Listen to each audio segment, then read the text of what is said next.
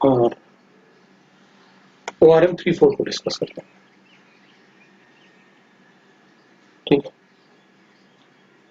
ORM3-4 से discuss करते हैं। तो ORM3 और 4 को चेक करते हैं।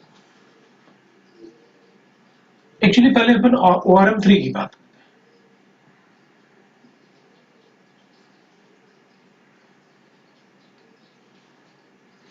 अभी ORM3 में क्या ना,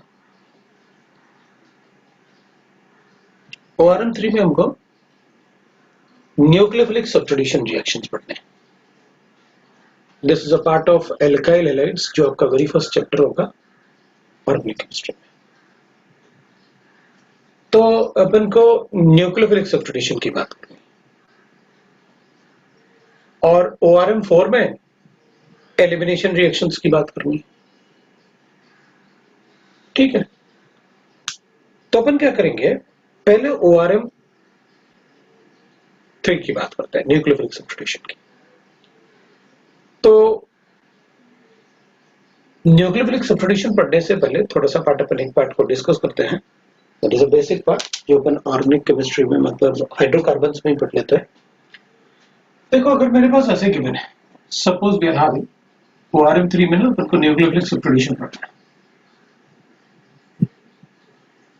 nucleophilic substitution reaction in alkyl halides,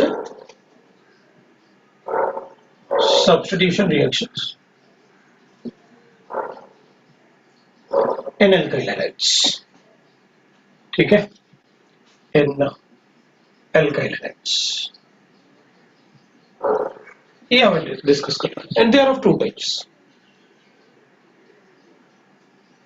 होते हैं। तो चेक करेंगे, पहले तो अपन एक एग्जांपल लेते हैं, उसके बाद फिर अपन न्यूक्लियोफिलिक सब्स्टिट्यूशन की बात करेंगे, कैसे अपन को न्यूक्लियोफिलिक सब्स्टिट्यूशन रिएक्शन बताने हैं। चलो देखते हैं। एक एग्जांपल ले रहा हूं, हम हैविंग CH3 CH2 Cl और अपन इसको रिएक्ट करेंगे CH3 CH2 Cl। अगर मैं इसको रिएक्ट करूंगा एक्वस KOH के साथ, एक्वस KOH के साथ, तो I will get one product. और अगर अपन इसे रिएक्ट करेंगे अल्कोहलिक KOH के साथ, तो I will get the other product. Alcoholic KOH means that is C2H5OH। Alcoholic KOH जब भी लिखेंगे ना अपन, तो आप अज्यूम कर लो अल्कोहल मतलब C2H5OH, मतलब it is always ethanol we are talking about. अगर मैं एल्काइल हैलाइड को एक्वस KOH के साथ रिएक्ट करूंगा, तो I will get the product as CH3 CH2OH। And if I treat with alcoholic KOH, I will get the product as C double bond CH2. Plus I can write that as C.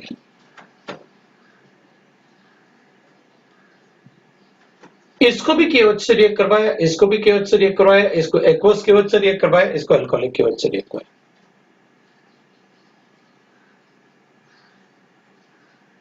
है ना, अपन इसको aqueous KOH से मतलब water के presence में अपन ऐसे भी water भी लिख सकते हैं। सो एक्वस KOH है अपने पास, अल्कोहलिक KOH है। एक्वस मतलब H2O प्लस KOH, अपन ऐसे भी लिख सकते हैं, या फिर आप इसे ऐसे भी लिख सकते हो C2H5OH प्लस KOH, ऐसे भी लिख सकते हैं, ये लिख सकता हूं। इसमें मैंने Cl को हटा के OH को लगाया, सब्स्टिट्यूशन, एक को हटाया दूसरे को ऐड किया। इसमें मैंने Cl को भी हटाया और एक हाइड्रोजन भी हटाया, मतलब यहां से हटाया बस, तो ये रिमूवल ऑफ HCl होगा।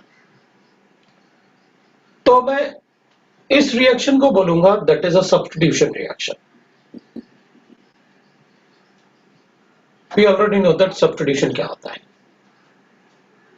अपन को पता है सब्स्टिट्यूशन क्या होता है। और सब्स्टिट्यूशन का मतलब हो गया कि भाई एक की जगह आपने दूसरे को रिप्लेस किया। सब्स्टिट्यूट जैसे फुटबॉल मैच में भी होता है, भाई एक को बाहर निकालो दूसरे को ऐड कर दो, सब्स्टिट्यूट कर दिया। एलिमिनेशन मतलब रेड कार्ड दिखा दिया, भाई बाहर करो उसे, तो एलिमिनेट कर दिया। ठीक है, तो एलिमिनेशन जो रिएक्शंस होते हैं ना, जनरली उसमें क्या होता है कि अल्फा कार्बन एटम से हेलोजन जाता है और बीटा कार्बन एटम से हाइड्रोजन। इसलिए अपन हैलोजन तो अल्फा से जाएगा, alpha carbon atom. Alpha carbon atom वो होता है जिससे हैलोजन अटैच हो। अल्फा कार्बन एटम से हैलोजन जाएगा और बीटा कार्बन एटम से हाइड्रोजन, तो इसे अपन अल्फा बीटा एलिमिनेशन कहते हैं। अपन बीटा एलिमिनेशन भी बोल सकते हैं इसको, क्योंकि बीटा से हाइड्रोजन, अल्फा से ऑब्वियसली बात है एलिमिनेशन करेंगे तो हाइड्रोजन तो हटा नहीं हटाना। तो मैं इसे लिख सकता हूं, this is alpha beta elimination reactions. ये अल्फा बीटा एलिमिनेशन मतलब यहां पर अपन एलिमिनेशन करेंगे, वहां सब्स्टिट्यूशन करेंगे। Cl माइनस का सब्स्टिट्यूशन OH माइनस से, so it is a substitution reaction, nucleophilic substitution reactions. अपन कहेंगे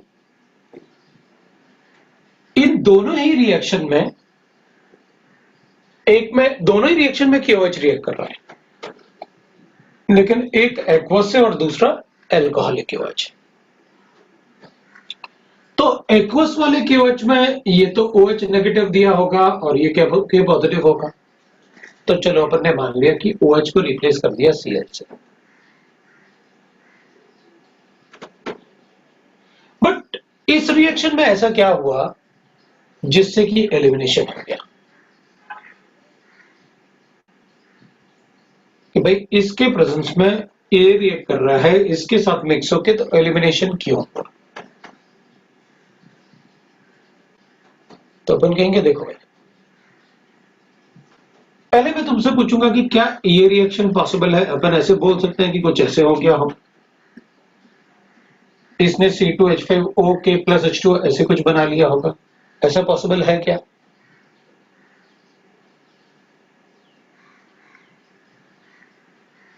नहीं है पॉसिबल।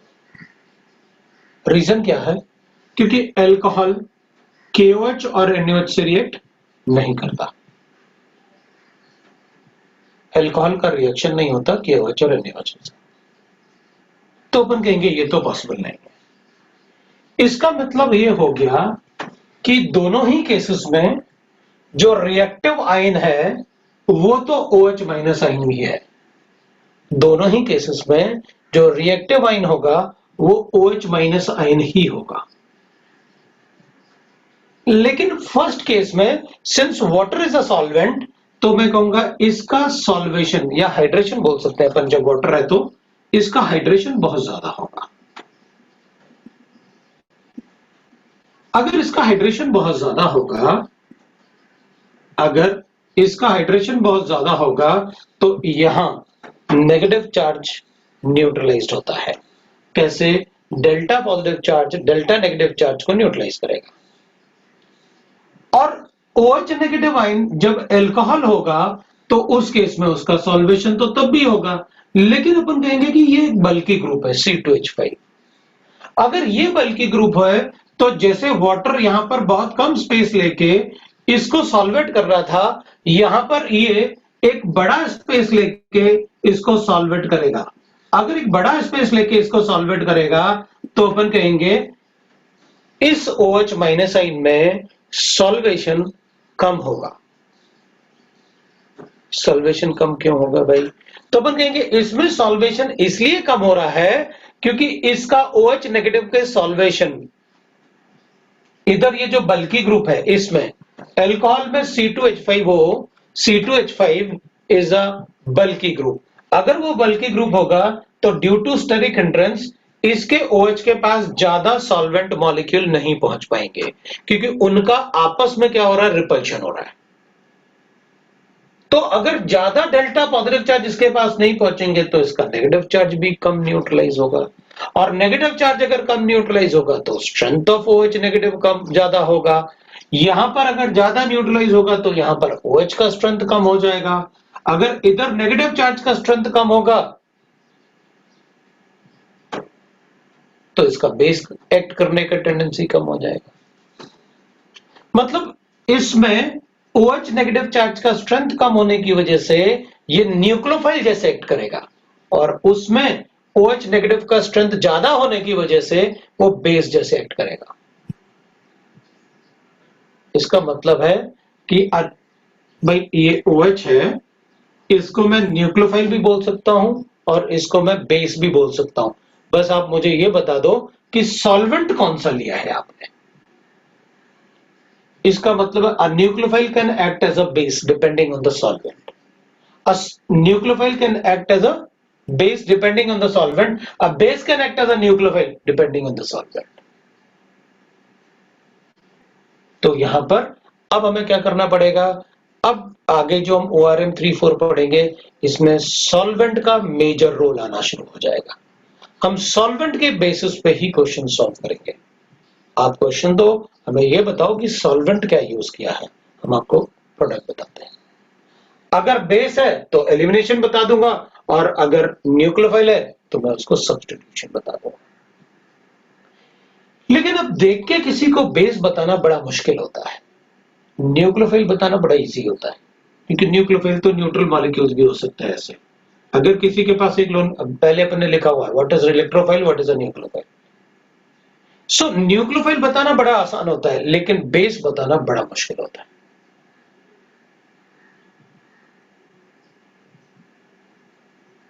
अगर सॉल्वेशन हो जाएगा तो नेगेटिव चार्ज खत्म हो जाएगा, सॉल्वेशन होगा तो। और नेगेटिव चार्ज अगर सॉल्वेशन से खत्म हो जाए, अगर सॉल्वेशन हुआ, सॉल्वेशन मतलब ये हाइड्रेशन जैसे हो रहा है, तो अगर सॉल्वेशन हुआ तो नेगेटिव चार्ज न्यूट्रलाइज हो जाएगा, न्यूट्रलाइज होगा तो बेस कैसे एक्ट करेगा। सो अगर सॉल्वेशन हो गया तो न्यूक्लियोफाइल जैसे एक्ट करेगा, अगर सॉल्वेशन नहीं हुआ तो बेस जैसे एक्ट करेगा। इधर ये OH माइनस साइन, इसका सॉल्वेशन ज्यादा हुआ इसलिए OH minus sign act as nucleophile. तो अपन ऐसे लिखेंगे इन बोथ द केसेस, है ना, in both cases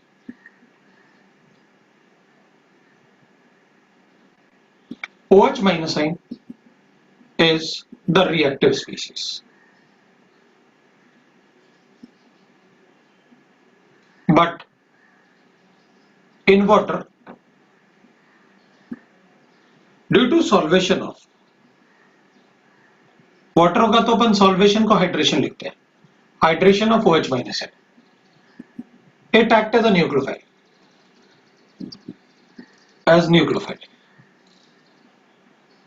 and in case of C2H5OH,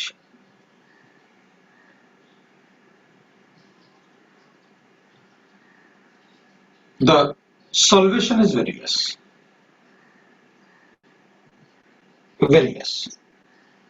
so it acts as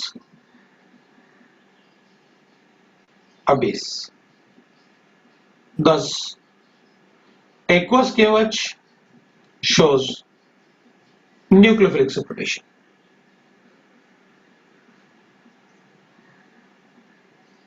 Nucleophilic separation. Whereas alcoholic KOH shows elimination reaction. ये हो गया, ये एलिमिनेशन शो करेगा। ठीक है, तो विल रीड दैट कि कौन सा एलिमिनेशन शो करेगा, कौन सा सब्स्टिट्यूशन शो करेगा। अगर एनाइन का स्ट्रेंथ बहुत ज्यादा है it will be a base, अगर एनाइन का स्ट्रेंथ कम है तो it will be a nucleophile. That is how we can write. अब होता क्या है कि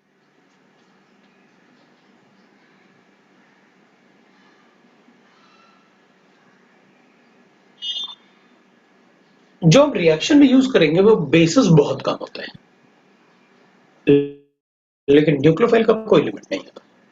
तो अगर पहले से अपन को यह पता है कि बेसिस कौन से है, हमारा काम आसान होता है।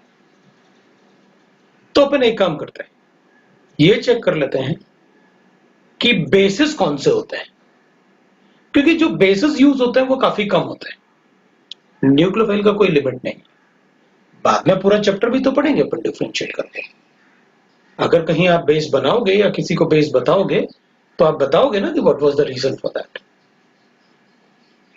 तो अपन क्या करेंगे, बेसिस लिख लेते हैं। तो अगर मुझे पहले से बेसिस पता होंगे कि कौन से बेसिस होते हैं, तो बाकी मुझे न्यूक्लियोफाइल बता देने हैं। और अगर कोई बेस जैसे एक्ट कर सकता है, तो आप मुझे पूरा चैप्टर पढ़ाने वाले हो ना, उसमें बताओगे ना कि कब कौन सा एनाइन किस कंडीशन में बेस के जैसे एक्ट कर सकता है, वो आप बताओगे तो हम उसके हिसाब से क्वेश्चन सॉल्व कर देंगे। अभी तो शुरू भी नहीं किया, तो आपने बताया है सब्स्टिट्यूशन कैसे कहेंगे, इसको कैसे कहेंगे, लेकिन आपने डिफरेंशिएट कर दिया कि एक ही आयन को मैं बेस भी बोल सकता हूं, मैं न्यूक्लियोफाइल भी बोल सकता हूं, डिपेंडिंग कि आपने कौन सा सॉल्वेंट यूज कर रखा है। ठीक है, मतलब सॉल्वेंट का मेजर रोल आने वाला है। बिल्कुल, अपन क्या करेंगे, बेसिस। जो सबसे ज्यादा बेस यूज करते हैं अपन, वो है NaNH2 and KNH2, that is potassium amide and sodamide. ये बेसिस है। दूसरा जो अपन बेस यूज करते हैं, that is potassium tertiary butoxide.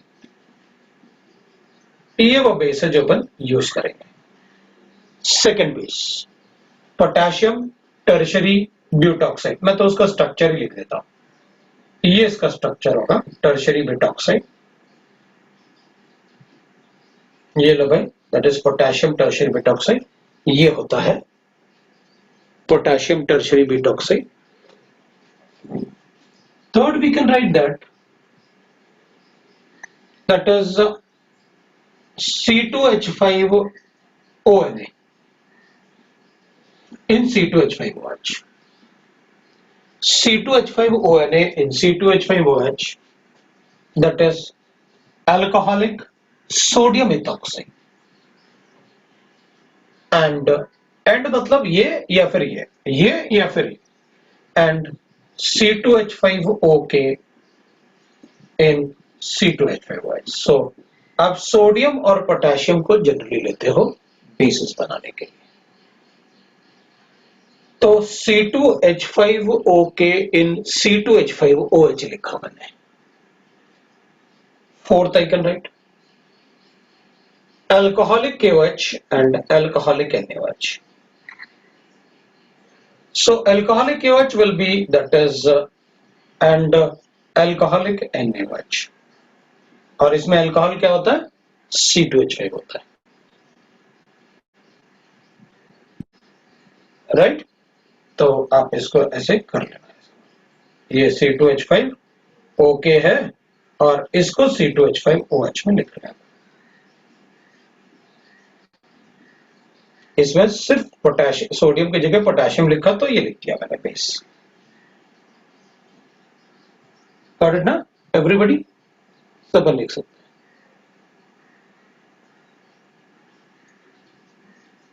Got it.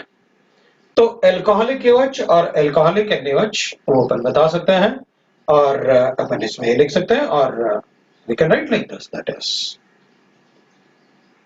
अब इसमें ना अल्कोहल यूज्ड इज, इसको अपन ऐसे लिख लेते हैं, या फिर आप इसको लिख दो भाई C2H5OH एंड प्लस KOH, ऐसे लिख लो, या फिर आप C2H5ONA C2H5OH प्लस NaOH ऐसे लिख लो, एक ही बात है, ये बन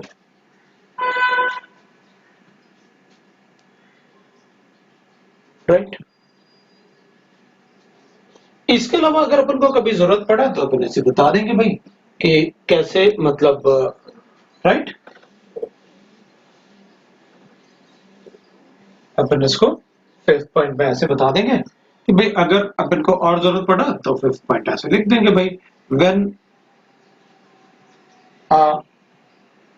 active hydrogen atom, active hydrogen atom वो होते हैं जो हाइड्रोजन, जो नाइट्रोजन या ऑक्सीजन से अटैच्ड हो। When active hydrogen atom of weak base, weak base मतलब जैसे ROH है, NH3 है, etcetera, are replaced by alkali metal, alkali metal, then are replaced by alkali metal, then alkali metal, right now, then they can act as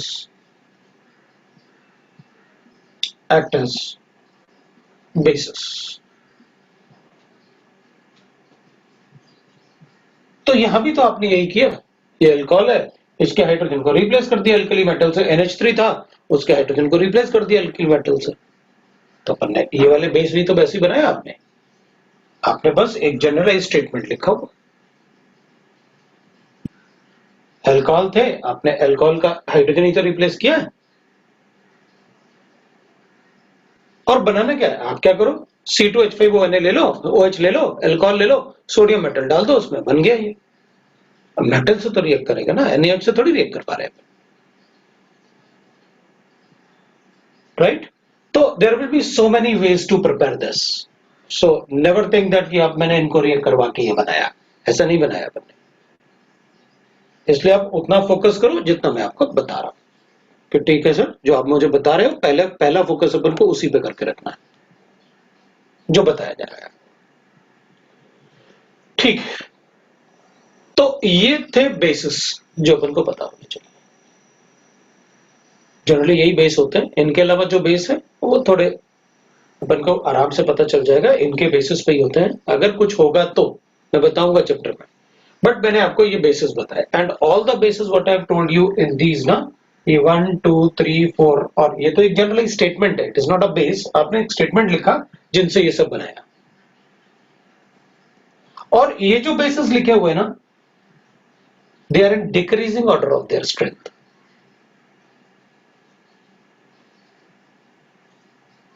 decreasing order of strength मतलब मुझे ये भी पता है कि आप ऑर्गेनिक केमिस्ट्री में स्ट्रॉन्गेस्ट बेस कौन सा यूज करो, उसके बाद और उसके बाद, ये मैंने ऑर्डर में लिखा।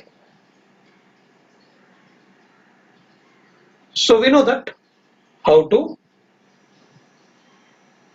यूज द बेसिस, और अगर ये बेसिस है एलिमिनेशन ही होगा, आंख बंद करके लिख दो, कोई एक्सेप्शन नहीं, कुछ नहीं। एलिमिनेशन होता कैसे है, बस अपन को ये पता होना चाहिए। चलो शुरू करते हैं अपन, पहले न्यूक्लियोफिलिक सब्स्टिट्यूशन है, फिर उसके बाद आगे देखते हैं। अभी न्यूक्लियोफिलिक सब्स्टिट्यूशन अपन ने लिखा that is of two types, ठीक है भाई, nucleophilic substitution will be of two types. अभी तो पहले अपन न्यूक्लियोफाइल की बात करेंगे, क्योंकि बेसिस वाला पार्ट तो मेनली अपन को आएगा ORM4 में, और ORM3 और ORM4 अलग अलग नहीं होते, दोनों मर्ज होते हैं। तो चलो देखते हैं अपन, nucleophilic substitution are of two types. तो दो तरीके से न्यूक्लियोफिलिक सब्स्टिट्यूशन जनरली अपन करते हैं, और भी हो सकते हैं, बट दो तरीके से मेनली होते हैं। The first is SN1 reaction. So nucleophilic substitution, उसको अपन SN1 लिख लेते हैं, पहले ऐसे लिखना होता है। SN1 रिएक्शन में अपन लिखेंगे that is nucleophilic substitution first order reaction, right ना? तो जो बेसिस मैंने आपको बताया कि वो बेसिस सिर्फ एलिमिनेशन शो करेंगे, उसमें कोई जनरल वल्नरल कुछ भी नहीं है, they only show elimination reaction. तो इसमें अपन ने लिखा भाई ये SN1 है, तो SN1 को अपन बोलते हैं nucleophilic substitution first order reaction. Nucleophilic substitution first order reaction, या फिर अपन इन्हें बोलते हैं that is unimolecular reaction, unimolecular reaction, या फिर अपन उसे बोलते हैं टू स्टेप रिएक्शन। अपन उसे टू स्टेप रिएक्शन भी बोल सकते हैं, like that we can call. वो SN1 रिएक्शन को nucleophilic substitution first order reaction भी बोल सकते हैं, यूनिमॉलिक्यूलर रिएक्शन, क्योंकि SN1 में जो अपन ऐसे लिखेंगे तो ये तो न्यूक्लियोफिलिक है ना? N जो होगा वो न्यूक्लियोफिलिक होगा, S जो होगा वो सब्स्टिट्यूशन को रिप्रेजेंट करेगा,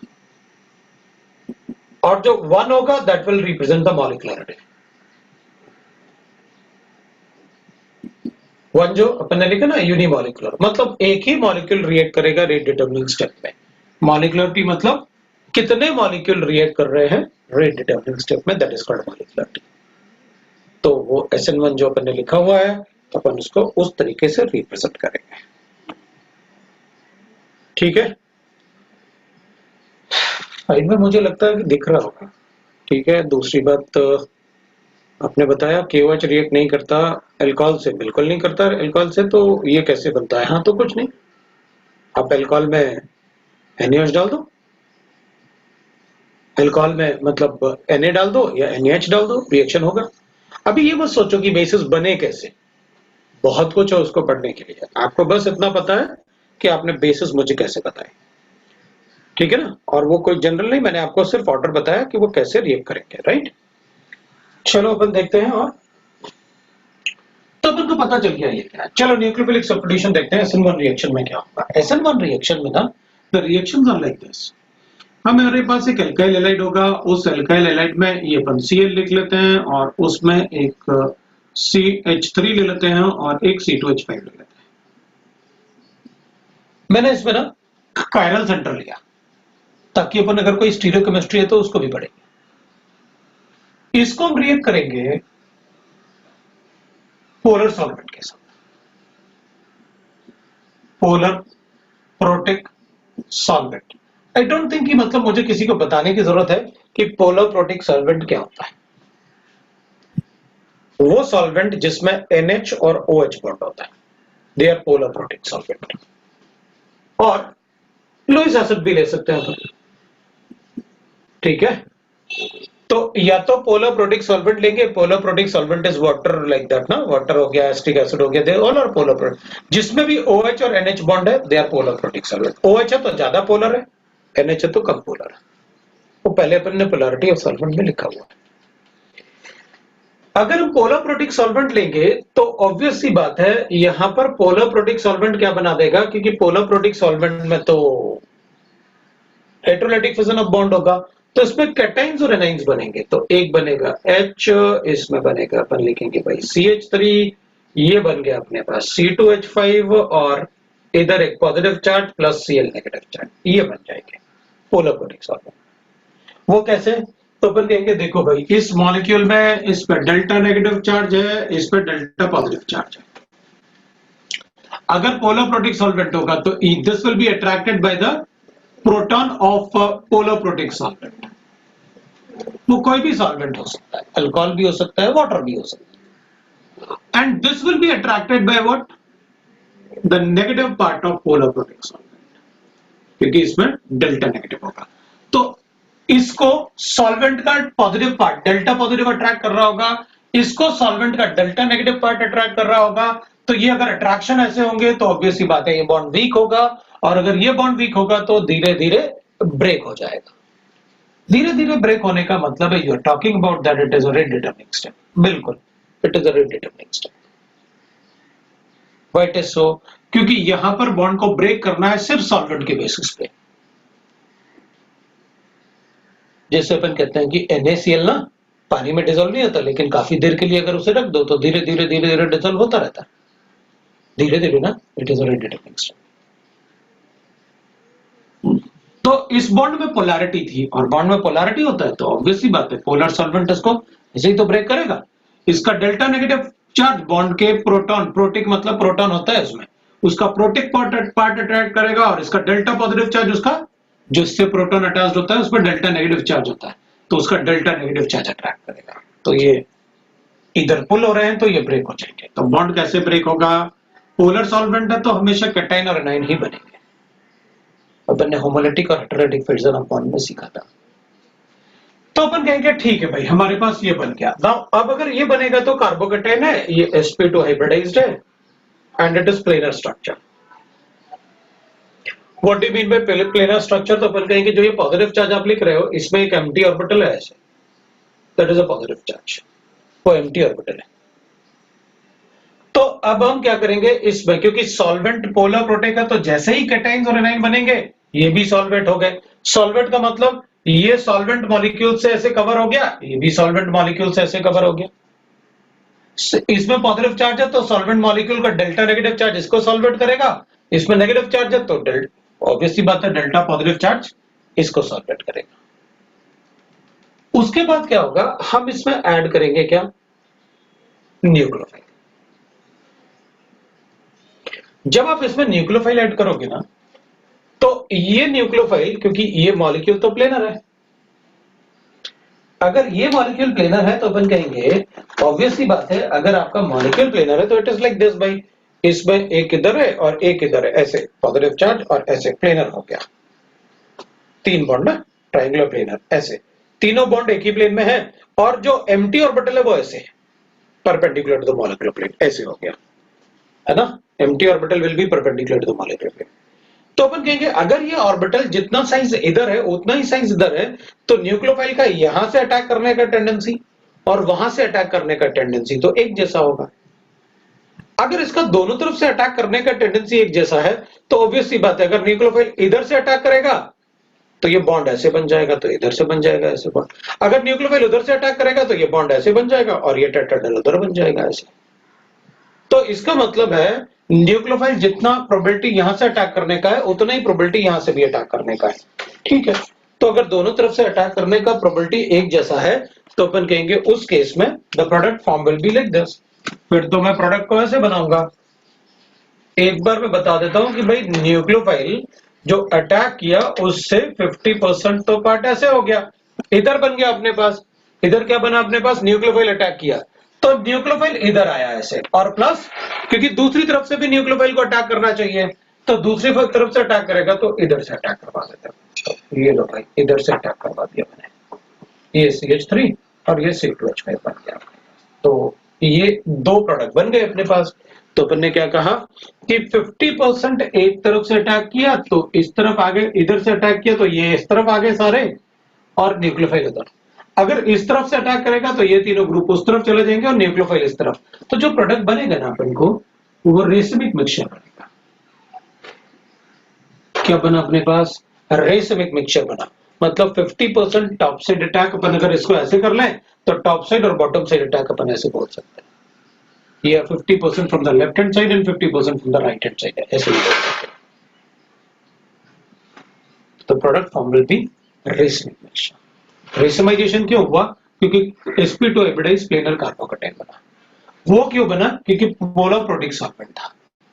पोलर प्रोटिक सॉल्वेंट में ऐसा क्या हुआ, तो अपन कहेंगे भाई यहां पर ना पोलैरिटी थी बॉन्ड में, बॉन्ड में अगर पोलैरिटी होगी तो और पोलर सॉल्वेंट होगा तो ऑब्वियस सी बात है अपन कहेंगे HCl बॉन्ड में पोलैरिटी होती है, पानी में डालोगे तो H प्लस साइन बनेगा और Cl minus sign, electronegative atom पे नेगेटिव चार्ज और इलेक्ट्रोपॉजिटिव एटम पे पॉजिटिव चार्ज बनेगा, ठीक है। तो प्रोडक्ट लगता है, ठीक है। तो इसमें अब आगे क्या अपन कहेंगे, तो ठीक है भाई आगे चेक करते हैं अपन को क्या करना है। तो यहां पर अपन कहेंगे ये तो नेगेटिव चार्ज और पॉजिटिव चार्ज का रिएक्शन होगा, it will be like ionic reaction, fast reaction. तो अपन कहेंगे पहले ही हम बता रहे थे इसमें कि ये रिएक्शन है, रेट डिटरमिनेंट स्टेप, करने का यही स्टेप स्लो होगा। तो अपन कहेंगे ठीक है भाई, अपन इसमें लिखते हैं कि जो फर्स्ट स्टेप है ना that is the slow step. So rate of reaction will be directly proportional to the concentration of alkyl halide। Nucleophile की कंसंट्रेशन पर डिपेंड नहीं करेगा क्योंकि आपने वो तो नेक्स्ट स्टेप में ऐड किया जो फर्स्ट स्टेप था। मतलब अगर इसके कंसंट्रेशन को डबल करेंगे तो रेट में कोई फर्क नहीं पड़ने वाला रिएक्शन, इसके कंसंट्रेशन को डबल करो rate will become double. Solvent को अगर चेंज करेंगे तो अपन कहेंगे अगर आप सॉल्वेंट को चेंज करोगे तो ऑब्वियस सी बात है रिएक्शन का रेट चेंज होगा, क्योंकि अगर पोलैरिटी ऑफ सॉल्वेंट बढ़ेगा तो ऑब्वियस सी बात है जल्दी से कार्बोकेटाइन और एनाइन बनेगी उधर, और पोलैरिटी ऑफ सॉल्वेंट कम करोगे तो ऑब्वियस सी बात है। अगर इसकी जगह पर नॉन पोलर सॉल्वेंट यूज कर लेना तो ऑलमोस्ट रिएक्शन के रेट में 10 की पावर 20 टाइम्स चेंज हो जाएगा रेट ऑफ रिएक्शन। मतलब अगर कोई फैक्टर सबसे ज्यादा अफेक्ट करता है रेट ऑफ रिएक्शन को तो वो सॉल्वेंट फैक्टर है। ये रिएक्शन पोलर प्रोटिक सॉल्वेंट में है, अगर नॉन पोलर सॉल्वेंट इसमें ले लें तो रिएक्शन ऑलमोस्ट नहीं होगा। मैंने आपसे कहा कि इस केस में अगर आप नॉन पोलर सॉल्वेंट लोगे तो rate of reaction will decrease by 10 की पावर 20 टाइम्स। बहुत ज्यादा होता है बोला। तो कोई बात नहीं, अपन इसको लिख लेते हैं भाई, रेट ऑफ रिएक्शन इस पे ही डिपेंड करेगा, बाकी कोई दूसरा मॉलिक्यूल नहीं था। Solvent is not a molecule which reacts, solvent is just a medium. और उसका पोलैरिटी चेंज करेंगे तो अपन कहेंगे यहाँ रेट लिखो, अब क्या प्रॉब्लम है, you right the rate like this, K into concentration of Rx, that is the rate of reaction, expression for that reaction। तो अगर सॉल्वेंट चेंज करूंगा तो क्या चेंज होगा, K चेंज होगा, पोलैरिटी ऑफ द सॉल्वेंट बढ़ाओ K बढ़ेगा। ये आप केमिकल काइनेटिक्स में पढ़ोगे, अरेनियस थ्योरी में। अगर टेम्परेचर बढ़ाऊंगा तो हाँ K बढ़ेगा, तो भी रेट बढ़ेगा। टेम्परेचर बढ़ाने से रेट बढ़ेगा बिकॉज K का वैल्यू बढ़ेगा। मतलब कॉन्सेंट्रेशन के अलावा बाकी सारे फैक्टर्स उस पर डिपेंड करेंगे, और वो होता क्या है वो आप केमिकल काइनेटिक्स में पढ़ोगे, पूरा एक थ्योरी होता है।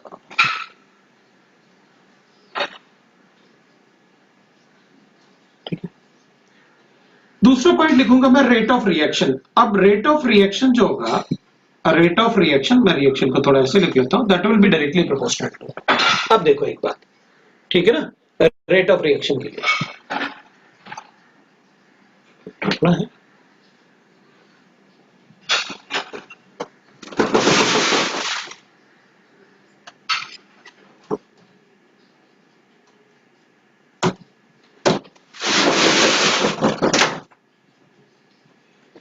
तो मैं कहूंगा रेट ऑफ रिएक्शन जो है ना,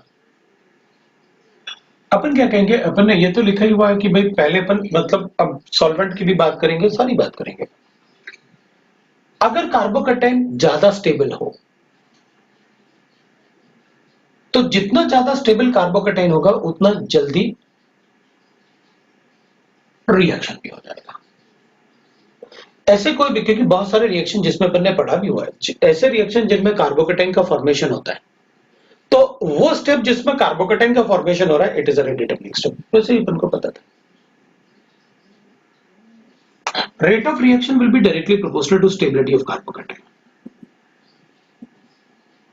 कार्बोकैटायन, अगर कार्बोकैटायन की स्टेबिलिटी ज्यादा है तो रेट ऑफ रिएक्शन ज्यादा होगा, भाई रेट एक्सप्रेशन ये होगा। तो फिर इसका क्या, तो फिर कहेंगे के डिपेंड करेगा ना उसमें। अगर ये कार्बोकैटायन की स्टेबिलिटी ज्यादा है तो के बढ़ जाएगा, ये तो सिर्फ कॉन्सेंट्रेशन है, 1 मोलर 2 मोलर कितना, न्यूक्लियोफाइल एक्सप्रेशन में है ही नहीं, व्हाई, बिकॉज आपने वहां यूज किया। रिएक्शन सिर्फ डिपेंड करेगा इसके कॉन्सेंट्रेशन पे, इसलिए तो आपने यूनिमॉलिक्यूलर लिखा, एक ही मॉलिक्यूल पर डिपेंड करेगा रेट। अब मुझे कार्बोकैटायन की स्टेबिलिटी नहीं बतानी, तो पता है बेंजाइलिक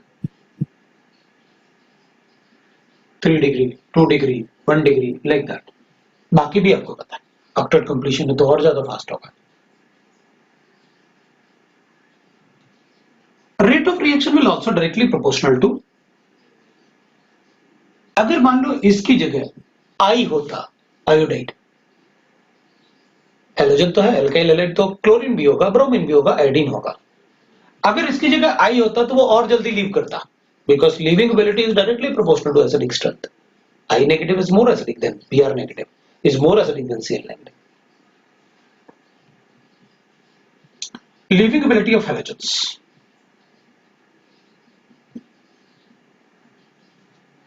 तो अपन को पता है भाई I का लीविंग एबिलिटी ज्यादा है Br से, Br का ज्यादा है Cl से, Cl का ज्यादा है F।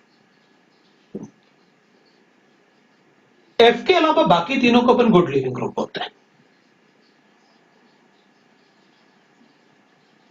Why it is so? Because HF is a weak acid, almost equal to formic acid.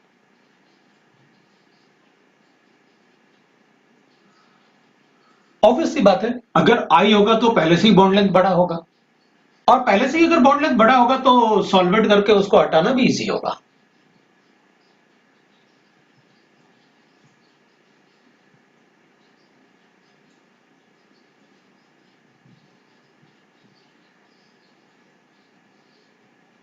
Screen blur हो रहा है क्या?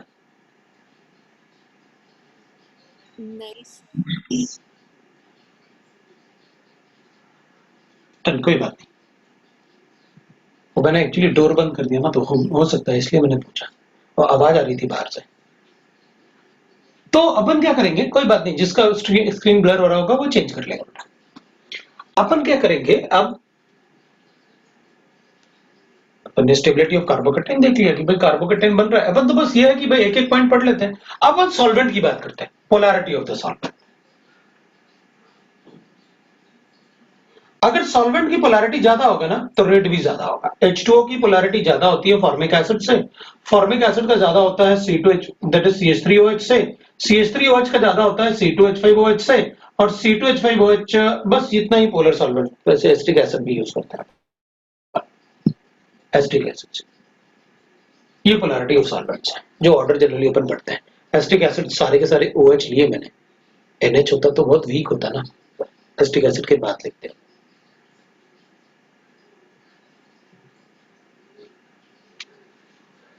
Rate of reaction will depend on the, जितना ज्यादा स्टेबल कार्बोकेटाइन बनेगा उतना ज्यादा rate, leaving ability, polarity of the solvent, क्योंकि रेट वाला सारा पार्ट अपन ने डिस्कस किया। Third we can write that, अब भाई कार्बोकेटाइन जो बन रहा, अब अपन ने ये वाला पार्ट बढ़ा लिया, क्या करना है अपन को? अपन को सीधी सीधी बात पता है कि सबसे ज्यादा आप इंपॉर्टेंस दोगे कार्बोकेटाइन की स्टेबिलिटी को, उसके बाद हेलोजेंस को। और ये भी मैंने कैसे लिखा हुआ, decreasing order of reactivity. Mainly अब मैं क्या करूंगा ना, जहां ऑर्डर लिख रहा हूं ना उसको ऑर्डर ही मान लेना जब तक कि मैं कहूं ना, क्योंकि जब पढ़ ही रहे तो ऑर्डर ही पढ़ते ना। वैसे मैं क्वेश्चन तो लूंगा ही लूंगा, आप चिंता मत करो, क्वेश्चन मैं बताऊंगा ही आपको, ठीक है ना? तो उसमें भी कोई प्रॉब्लम नहीं अपन को, तो ऑर्डर तुम अपने आप ही बना लोगे। Third will what will write, अपन कहेंगे देखो भाई, अब कार्बोकेटाइन तो आप बना ही रहे हो फ्री, तो रीअरेंजमेंट भी कर देना अगर हो सकता है तो। यहां नहीं हो सकता इसलिए आप नहीं कर रहे ना, हो सकता था तो करते हैं। सो इंटरमीडिएट कार्बोकेटाइन बन रहा है, इसका मतलब रीअरेंजमेंट्स होंगे अगर पॉसिबल है। Carbocation is formed as intermediate.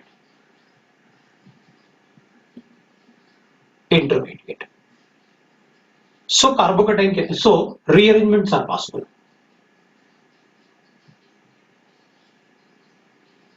Rearrangement can take place. Obviously बात, अगर कार्बोकेटाइन बनेगा और रीअरेंजमेंट हो सकता है, फिर तो अपन एक्सपेंशन की भी बात करेंगे, बिल्कुल करेंगे।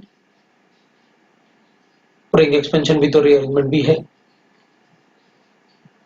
तो ठीक है, ये अपन ने देख लिया। अब मैं ये नहीं लिख रहा sp2 हाइब्रिडाइज्ड होता है, प्लेनर आता है, ये तो लिखा ही हुआ है, उसमें क्या लिखना आपको। The second step is a ionic reaction, know that जरूरत नहीं।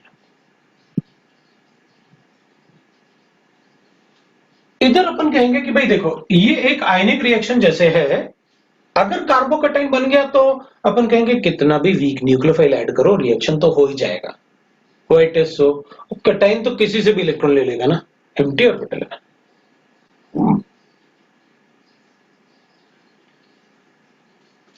तो अपन कहेंगे even a weak nucleophile can be used because the second step is a ionic reaction. So मैं लिखूंगा even a weak nucleophile can be used, weak nucleophile can be used.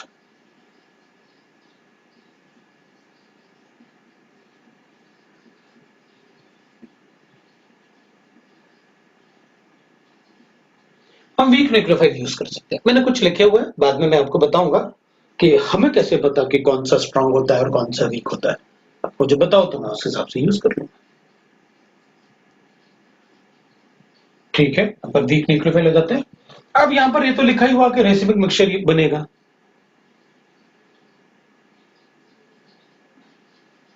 अब अपन क्या करेंगे, अपन कहेंगे देखो भाई, अब अपन यहां पर वापस आते हैं।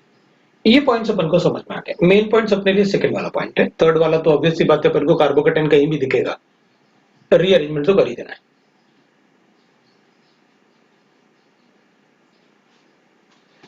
अब अपन क्या करेंगे, फर्स्ट वाले पॉइंट की बात फिर करूंगा मैं।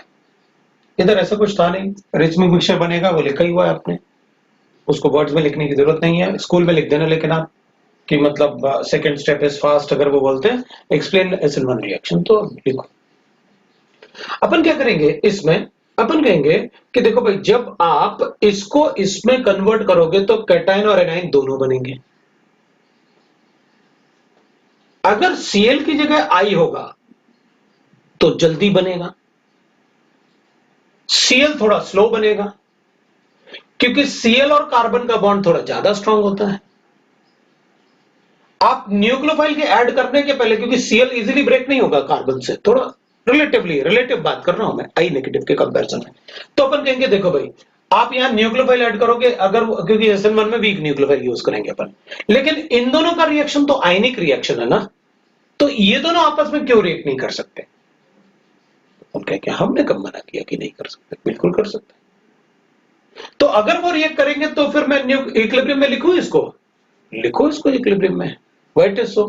भाई जब आप न्यूक्लियोफाइल ऐड करोगे तो ये रिएक्शन होगा ना ऐसे, तो ये रिएक्शन फॉरवर्ड आके इधर जा सकता है ना भाई, अदरवाइज ये और ये तो आयनिक रिएक्शन है ना, पॉजिटिव और नेगेटिव का रिएक्शन है, तो ये रिएक्ट नहीं कर सकते, ये मैं कैसे बोल सकता हूं? आई होता तो मैं ऐसे कहता कि अगर मान लो मैंने यहां पर 100 मॉलिक्यूल्स लिए थे, 90 ये बन गए तो 90 ये बन जाएंगे, 10 तो वहां बचेंगे। तो क्यों? वो 10 इसलिए बचेंगे क्योंकि भाई ये दोनों आयनिक रिएक्शन से इनके बैकवर्ड जाने की टेंडेंसी भी होगी, वो वापस भी जा सकता है थोड़ा रिएक्शन, सो वो इक्विलिब्रियम में बनेगा। अगर अपन कहेंगे मैं न्यूक्लियोफाइल ऐड करने के पहले तक तो इनमें रिएक्शन करने की टेंडेंसी होगी ना, हाँ बिल्कुल होगी। हाँ तो अगर आयनिक रिएक्शन की टेंडेंसी होगी तो वो बैकवर्ड भी जा सकता है, बिल्कुल जाएगा, क्योंकि अपन ने कोई कैटलिस्ट तो ऐड किया नहीं, it is only the solvent which is breaking the bond. अगर सॉल्वेंट इन दोनों को बहुत अच्छे से शील्ड करेगा तो 90 की जगह वो 90 से थोड़ा ज्यादा और डिसोसिएट हो जाएगा, लेकिन अगर बहुत अच्छे से शील्ड नहीं करेगा तो इन दोनों के आपस में रिएक्ट करके उधर जाने की टेंडेंसी भी बढ़ जाएगी। तो अपन कहेंगे चलो सॉल्वेंट एक ही है मेरे पास, वही लिया मैंने ROH, जो भी लिया हो आपने, लेकिन एक बार मैंने Cl को रखा और इसी टाइप के दूसरे मॉलिक्यूल में मैंने I को रखा, तो अपन कहेंगे अगर Cl वाले में ये 90 बन रहे हैं तो I वाले में उनको 95 बनना चाहिए या 96 बनना चाहिए। वो क्यों? क्योंकि Ci बॉन्ड इजीली ब्रेक हो जाएगा CCl के कंपैरिजन में। ठीक है, तो 100% बॉन्ड ब्रेक नहीं कर सकते क्या? वाटर में ऐड किया 100% डिसोसिएट हो गया, जैसे आप HCl बोलते हो। हाँ तो HCl में वो आयनिक कैरेक्टर बहुत ज्यादा होता है, यहां तो कार्बन और Cl बॉन्ड है, हमने पोलैरिटी ऑफ सॉल्वेंट लिया हुआ है, तो सारे बॉन्ड ब्रेक होंगे ये तो जरूरी नहीं है। तो अपन कहेंगे ठीक है, हमने मान लिया, हमने ये अज्यूम कर लिया कि SN1 में फर्स्ट स्टेप इक्विलिब्रियम में होता है। फायदा बताओ क्या है? ये मानने का फायदा बताओ, हमें आगे क्या करना है? कहेंगे देखो अगर मान लेते हैं ये 90 बना, ये 90 बना, तो ये 10 बच गए।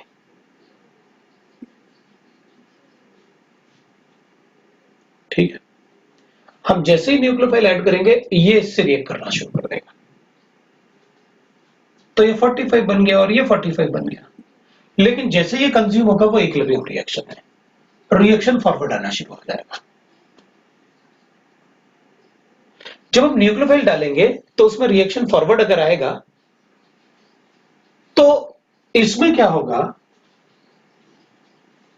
अब मैं इसको भी हटाना चाहता हूं, मैं चाहता था ये भी ना हटाना पड़े और मैं आपको वो कंसेप्ट भी बता दूं, है ना, लेकिन इसको हटाना ही पड़ेगा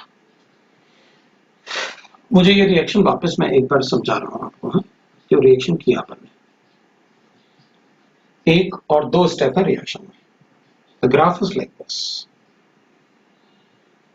चलो एक्सोथर्मिक, मैंने ये नहीं कहा कि हमेशा एक्सोथर्मिक होगा, एंडोथर्मिक भी हो सकता है, मुझे क्या, लेकिन अपन एक्सोथर्मिक रिएक्शन मान के उसको अज्यूम कर लेंगे। एंडोथर्मिक होगा तो हीट देके सॉल्व कर लेंगे, रिएक्शन को कर लेंगे। तो ये एनर्जी ऑफ द रिएक्टेंट है, ये एनर्जी ऑफ द प्रोडक्ट है। अपन को ग्राफ का मतलब पता है क्या होता है, एनर्जी ऑफ द प्रोडक्ट है, ये एनर्जी ऑफ एक्टिवेशन जो फर्स्ट स्टेप के लिए आपने यूज किया, ये एनर्जी ऑफ द प्रोडक्ट है, वो इंटरमीडिएट से आगे सेकंड स्टेप की एनर्जी ऑफ एक्टिवेशन है, और ये एनर्जी ऑफ द रिएक्शन है अपने लिए, डेल्टा एच ऑफ रिएक्शन। ठीक है, ये सब तो पता है, आगे बताओ। तो अपन कहेंगे देखो जब अपन ये रिएक्शन कर रहे थे ना, तो ये ट्रांजिशन स्टेट है, ये इसको अपन थ्रेशोल्ड एनर्जी बोलते हैं, और ये ट्रांजिशन स्टेट। तो 90 मॉलिक्यूल ऐसे थे जिनके पास ये एनर्जी थी या उससे ज्यादा, तो वो इंटरमीडिएट बना लिए ये। लेकिन 10 मॉलिक्यूल जो बचे हुए ना 100 में से, उनमें से सारे के सारे यहां होंगे ये जरूरी नहीं है। कुछ मॉलिक्यूल ऐसे भी होंगे जो यहां तक पहुंचे एनर्जी में, लेकिन इतना एनर्जी कम रह गया तो उस उधर इंटरमीडिएट नहीं बना पाए, अदरवाइज वो कार्बोकैटायन इंटरमीडिएट बना लेते। तो अपन कहेंगे अच्छा ये मॉलिक्यूल ऐसे रहे होंगे जिनके पास ऐसे बॉन्ड रहा होगा,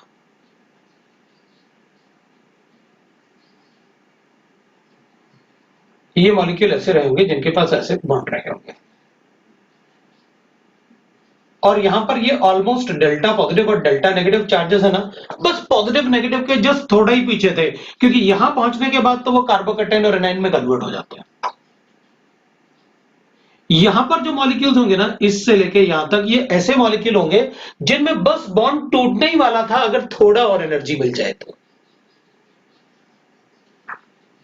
यहां से लेके यहां तक ऐसे कुछ मॉलिक्यूल्स होंगे, और ऊपर से ले सकते हैं अपन कि नहीं नहीं मैं तो यहां से लूंगा, लो मैंने कब कहा भाई, यहां से लेके आप तो कहीं भी मॉलिक्यूल रख सकते हैं। ये इतना एनर्जी चाहिए आपको, एनर्जी ऑफ एक्टिवेशन।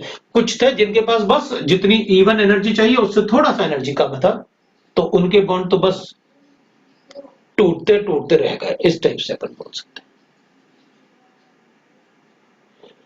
जब मैंने न्यूक्लियोफाइल डाला ना, तो न्यूक्लियोफाइल पे इलेक्ट्रॉन डेंसिटी होता है।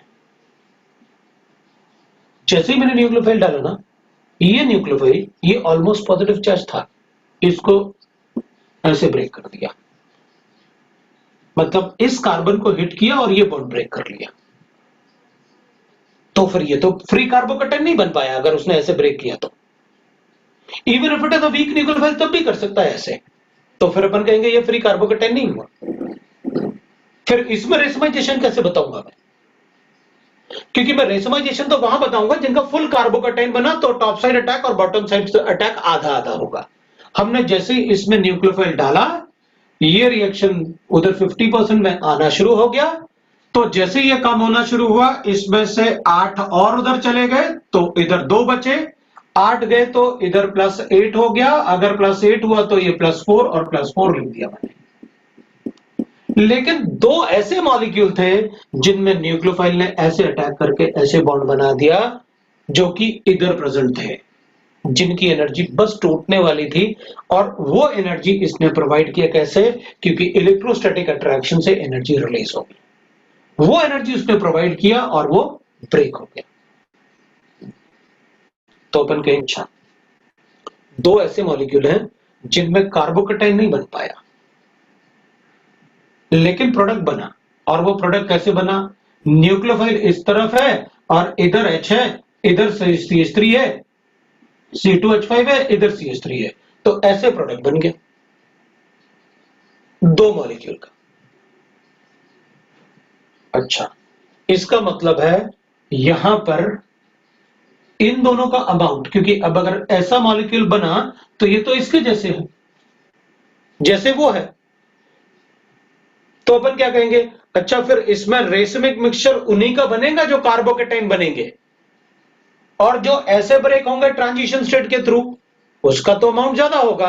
तो ऐसे कौन से मॉलिक्यूल होंगे, तो अपन कहेंगे जिन मॉलिक्यूल में Cl के अपोजिट में न्यूक्लियोफाइल है, जिस मॉलिक्यूल, क्योंकि यहां पर अपन रिप्लेस कर रहे हैं ना, तो जब अपन Cl को हटा रहे हैं और न्यूक्लियोफाइल को लगा रहे हैं, तो एक तो बनेगा कार्बोकैटायन जैसे बना, तो एक तो इधर से 50%, इधर से 50%, लेकिन इधर से वाला जो न्यूक्लियोफाइल है ना, उधर 2 मॉलिक्यूल, जो 2 न्यूक्लियोफाइल है ना, वो अटैक करके 2 मॉलिक्यूल में, ये इधर वाला जिसमें लेफ्ट हैंड साइड से, मेरे लेफ्ट हैंड साइड से अटैक किया, इस टाइप से 2 मॉलिक्यूल एक्स्ट्रा लिखना, मतलब यहां पर ये 99 और यहां पर ये 99, मतलब यहां पर जो 98 था, 98 में से ये 49, वो 49, लेकिन उस तरीके के 2 मॉलिक्यूल और बने, वो इस वाले मेथड से। ऐसा क्यों बना, क्योंकि ये इक्विलिब्रियम में था। ये इक्विलिब्रियम में होने से क्या हुआ, तो अपन कहेंगे जब ट्रांजिशन स्टेट के, जब इक्विलिब्रियम में होगा तो कुछ मॉलिक्यूल ऐसे भी होंगे जिनके पास यहां से लेके यहां तक एनर्जी होगी, तो ये जो एनर्जी डिफरेंस वाले मॉलिक्यूल्स हैं, ये बिल्कुल बॉन्ड ब्रेक होने ही वाले थे, जैसे ही आपने न्यूक्लियोफाइल डाला वो ब्रेक हो गया।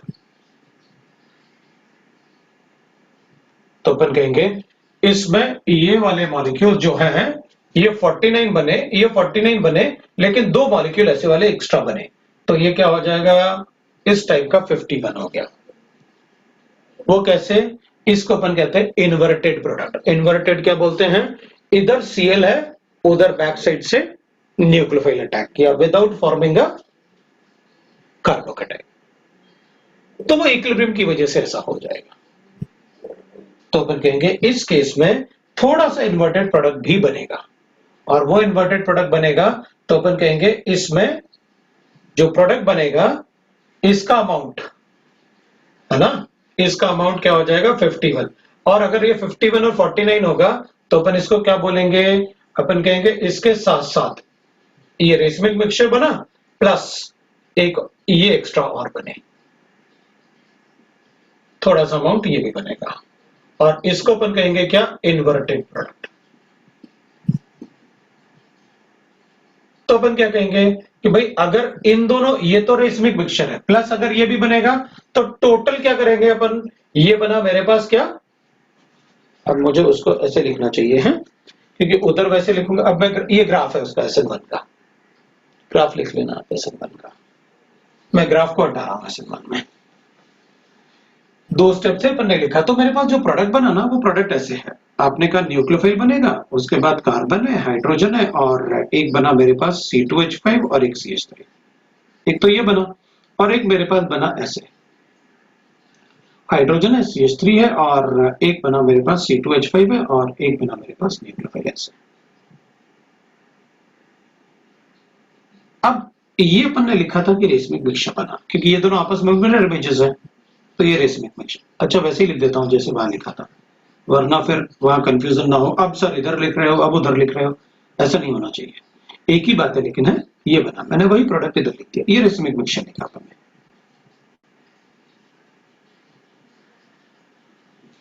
लेकिन अपने पास ना ये इस टाइप का जो अपन अटैक लिखा ना, इसका इन्वर्टेड प्रोडक्ट भी बना अपने पास। द इन्वर्टेड प्रोडक्ट होता है कि जो इसी से बनेगा, जिस तरफ Cl है उसके अपोजिट साइड न्यूक्लियोफाइल, क्योंकि वो न्यूक्लियोफाइल डायरेक्टली अटैक करेगा ना, न्यूक्लियोफाइल इसमें डायरेक्टली अटैक करेगा और Cl को निकालेगा, तो ये इस टाइप से बन गया।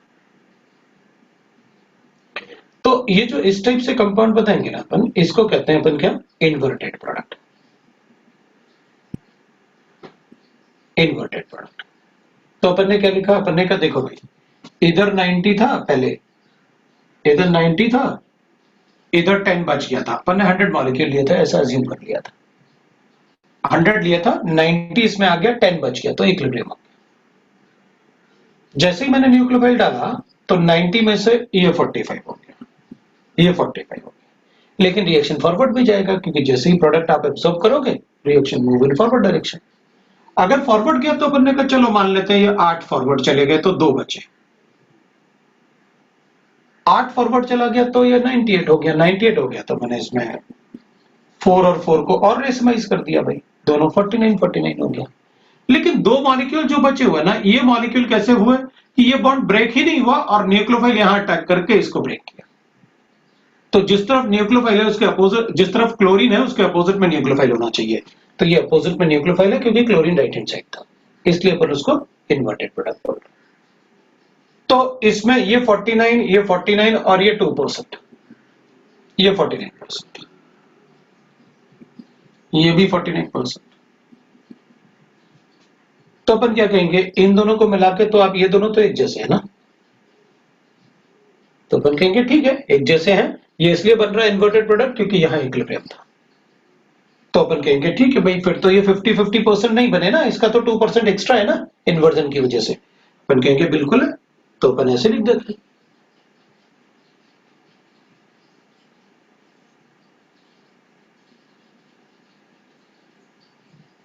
लो एनेंटियोमेरिक प्रोडक्ट बोल देते हैं।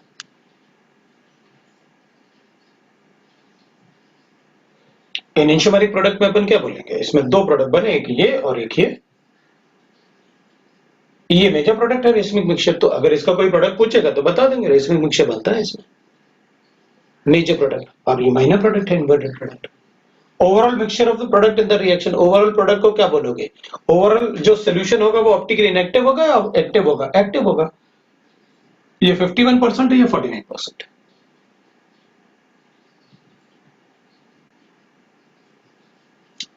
2% नहीं बना, you can write like this, मैंने तो आपको लिखा है 2%, ये लो आप इसको लिख दो, ये 48% है, ये 48% है, तो ये 4% है।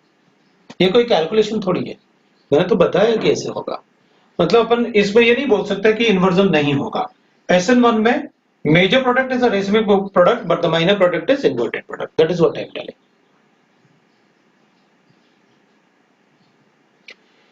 तो सीधी सीधी बात है भाई, हमको क्या करना है, कार्बोकेटाइन बनाना है, कार्बोकेटाइन बनेगा तो रेसोमाइज करना है।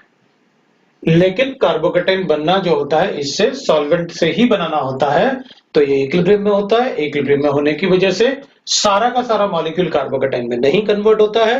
अगर सारा का सारा मॉलिक्यूल कार्बोकेटाइन में नहीं कन्वर्ट होगा तो फिर हम कहेंगे कुछ मॉलिक्यूल इन्वर्जन से भी रिएक्ट करता है, मतलब इन्वर्टेड प्रोडक्ट भी बनेगा थोड़ा।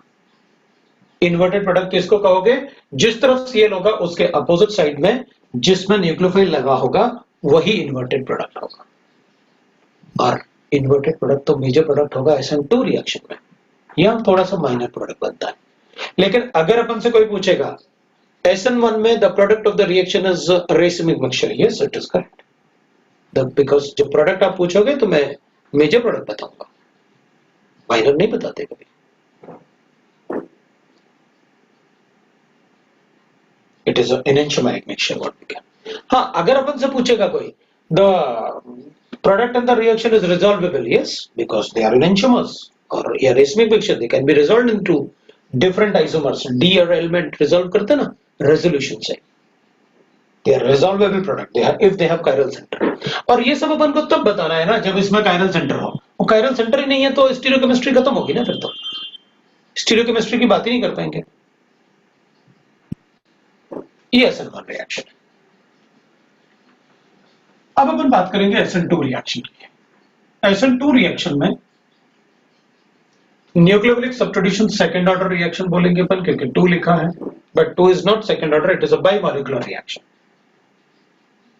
2 मॉलिक्यूल रिएक्ट करेंगे and it is a one step reaction. जैसे इसमें 2 स्टेप लिखे अपन ने, उसमें एक ही स्टेप होगा। तो अपन देखते हैं भाई एक स्टेप रिएक्शन कैसे होता है। वन स्टेप रिएक्शन में what we have to write is, अपन ऐसे लिखेंगे वन स्टेप रिएक्शन को, फिर अपन सेम एग्जांपल लेते हैं, इधर Cl है, इधर H है, इधर CH3 है और इधर C2H5। मैं सेम रिएक्शन ले लेता हूं। हमने सेम लिया, कायरल सेंटर इसमें भी लिया, जो पहले लिया था वही सबस्ट्रेट अभी भी लिया, जो पहले सबस्ट्रेट लिया था वही सबस्ट्रेट अपन अभी भी ले रहे हैं, राइट? जो पहले लिया था अपन ने वही सबस्ट्रेट अभी भी ले रहे हैं। इसमें हम न्यूक्लियोफाइल ऐड करेंगे और ये एक ही स्टेप में रिएक्शन होगा।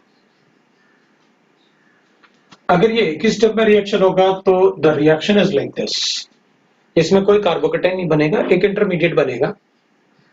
और वो इंटरमीडिएट कैसे बनेगा वो देखते हैं अपन। ये डायरेक्टली इससे रिएक्ट करके प्रोडक्ट बना देगा। तो अपन कहेंगे देखो भाई, इधर तो न्यूक्लियोफाइल है, पूरा इलेक्ट्रॉन डेंसिटी इधर है, ये वाला part that is electron rich, ये इलेक्ट्रॉन डेंसिटी।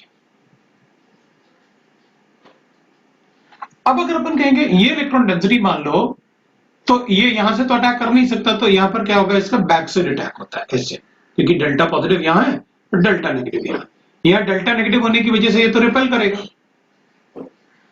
तो इसको अपन कहते हैं बैक साइड अटैक। इसमें बैक साइड अटैक होगा। न्यूक्लियोफाइल हमेशा वहां से अटैक करेगा जहां से लीविंग ग्रुप 180 डिग्री पे होगा। जैसे जैसे ये अटैक करेगा ये लीव करेगा, तो अपन इसको ना इंटरमीडिएट में लिख देते हैं अपन ऐसे कि भाई जैसे जैसे ये न्यूक्लियोफाइल इस पे अटैक कर रहा है वैसे वैसे वो Cl निकल भी रहा होगा। मतलब ये अपना इलेक्ट्रॉन इसको देगा तो इसका नेगेटिव चार्ज डेल्टा नेगेटिव बन जाएगा, और ये इसको इलेक्ट्रॉन देगा तो इसका डेल्टा नेगेटिव चार्ज पहले से जो था उससे ज्यादा हो जाएगा, इलेक्ट्रॉन मिल रहा है। बाकी बॉन्ड्स वैसे ही रहेंगे, बाकी बॉन्ड्स में कोई चेंज नहीं आएगा। विल राइट लाइक दिस, ऐसे हो जाएगा। तो अपन कहेंगे ठीक है भाई, अब इसके बाद ये कंप्लीटली अपना बॉन्ड बना लेगा और ये लीव करेगा। अब तो ये आपने अभी यही तो बताया था मुझे, जो इन्वर्टेड प्रोडक्ट बनाया वो आपने यही तो बताया, अभी आपने पूरा मैकेनिज्म लिख के बता दिया, क्योंकि ये SN2 जैसे है।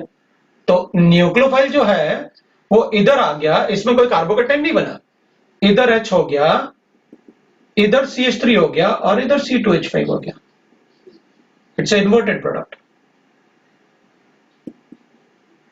इसमें तो इन्वर्टेड प्रोडक्ट, क्योंकि कोई कार्बोकेटाइन नहीं बनेगा, कुछ नहीं बनेगा इसमें। That is SN2 reaction. Nucleophile इधर इलेक्ट्रॉन रिच है, ये तो न्यूक्लियोफाइल रिपेल करेगा, इसलिए बैक से अटैक करेगा। और न्यूक्लियोफाइल जो अपन अटैक करवाएंगे उसको इससे स्ट्रॉन्गर होना चाहिए। Then X negative. Why it is so? क्योंकि इसकी लीविंग एबिलिटी इससे अच्छी होनी चाहिए, इसलिए मैंने लिखा। तो स्ट्रॉन्गर न्यूक्लियोफाइल कौन सा होता है? लीविंग एबिलिटी से डिसाइड करता है अपन। अगर इसकी लीविंग एबिलिटी इससे अच्छी है तो ऑब्वियस सी बात है ये इसको रिप्लेस कर लेगा। और वो अपन ने कब सीखा? ORM1 में। कौन किसको रिप्लेस कर सकता है? तो ये स्ट्रॉन्गर न्यूक्लियोफाइल होगा, मतलब दोनों में लीविंग एबिलिटी चेक कर लूंगा। तो अगर मेरे पास Cl माइनस है और Br माइनस है, किसकी लीविंग एबिलिटी अच्छी है? इसकी। तो ये अच्छा न्यूक्लियोफाइल है इससे। अगर मैं OH लिखूंगा तो अपन लिखेंगे वाटर और HBr, इसका लीविंग एबिलिटी अच्छा है इससे।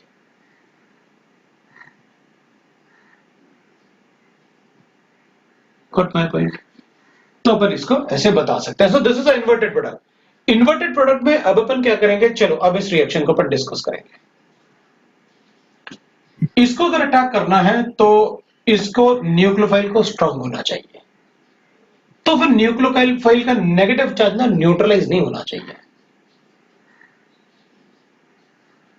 लेकिन इसके साथ कैटाइन तो होगा। तो अपन ऐसा सॉल्वेंट लेते हैं, क्योंकि न्यूक्लियोफाइल सिर्फ Cn नेगेटिव थोड़ी डालोगे आप, कोई सॉल्ट वगैरह ही डालोगे ना। अपन ऐसा सॉल्वेंट चूज करते हैं जो कैटाइन को तो सॉल्वेट करे, एनाइन को सॉल्वेट ना करे।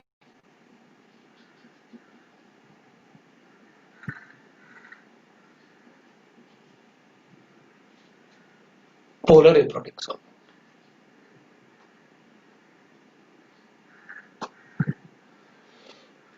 ठीक है, तो पोलर एप्रोटिक सॉल्वेंट लेना चाहिए, क्योंकि polar aprotic solvent can only solvate the cation but not the A9.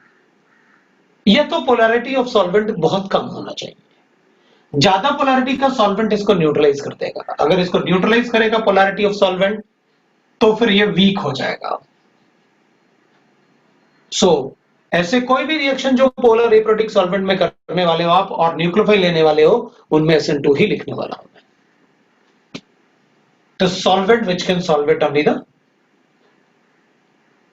Cations but not the anions. अब इसकी बात करते हैं। This is sp2 hybridized, but it is not planar. These three bonds are in the same plane and these three atoms are in the same plane. भाई ये बाहर की तरफ, ये अंदर की तरफ, ये बोर्ड के प्लेन में, और ये ऐसे परपेंडिकुलर। इट्स लाइक एक्सल ना, इधर H है, पर ऐसे ज्यूम कर लेते हैं जैसे एक्सल जैसे। पे इधर Cl है, इधर N है, इधर H है, इधर आपकी तरफ C2H5 है और अंदर की तरफ। तो जैसे जैसे ये न्यूक्लियोफाइल इसके इलेक्ट्रॉन दे रहा है, उधर से Cl निकलता जा रहा है। पार्शियल बॉन्ड को हाइब्रिडाइजेशन में काउंट नहीं करते, पार्शियल बॉन्ड को हाइब्रिडाइजेशन में काउंट नहीं करते, इसलिए मैंने हाइब्रिडाइजेशन के लिए आपको full bond, full sigma bond count करना होता है। So this is a transition state. Transition state को अपन कभी आइसोलेट नहीं कर सकते। अपन इंटरमीडिएट को तो आइसोलेट कर सकते हैं, but a transition state can not be isolated.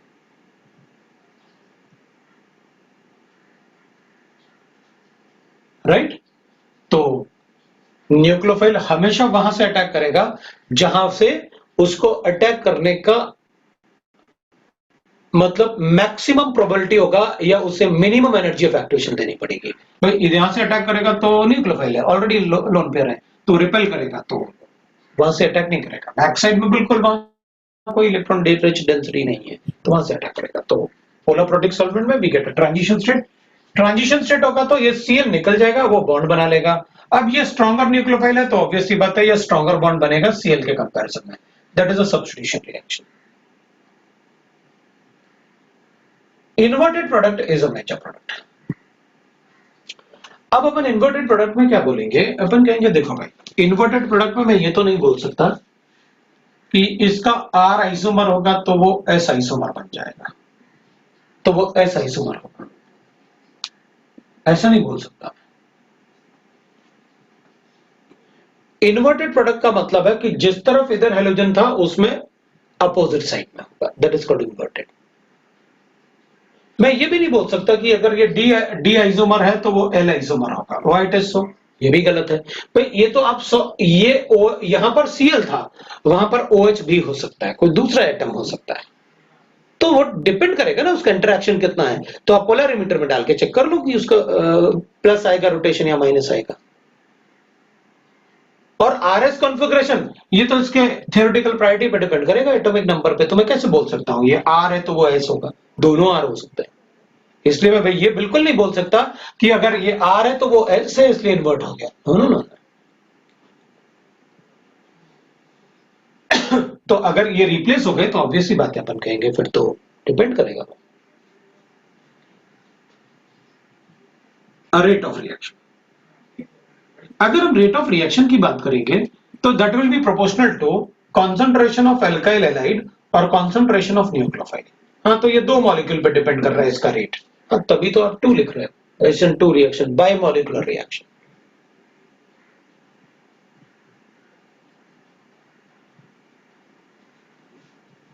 Second point we can write that rate of reaction. और रेट ऑफ रिएक्शन जो होगा ना, अब अगर SN1 होता तो 3 डिग्री में रेट सबसे ज्यादा होता क्योंकि कार्बोकेटाइन बनाना है। अभी SN2 है तो अपन कहेंगे भाई इस पर स्टेरिक इंटरेस्ट जितना कम होगा उतना जल्दी SN2 होता है, तो अपन कहेंगे that will be inversely proportional to steric interest.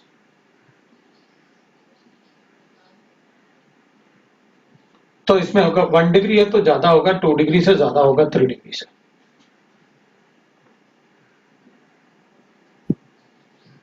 1 degree होगा तो स्टेरिक इंटरेस्ट नहीं होगा ना, न्यूक्लियोफाइल इजीली अटैक कर लेगा कार्बन पे। A rate of reaction will be directly proportional to leaving ability of halogens.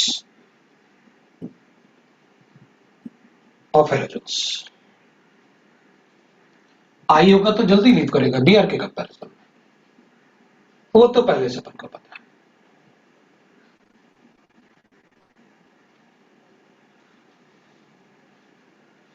Directly proportional to,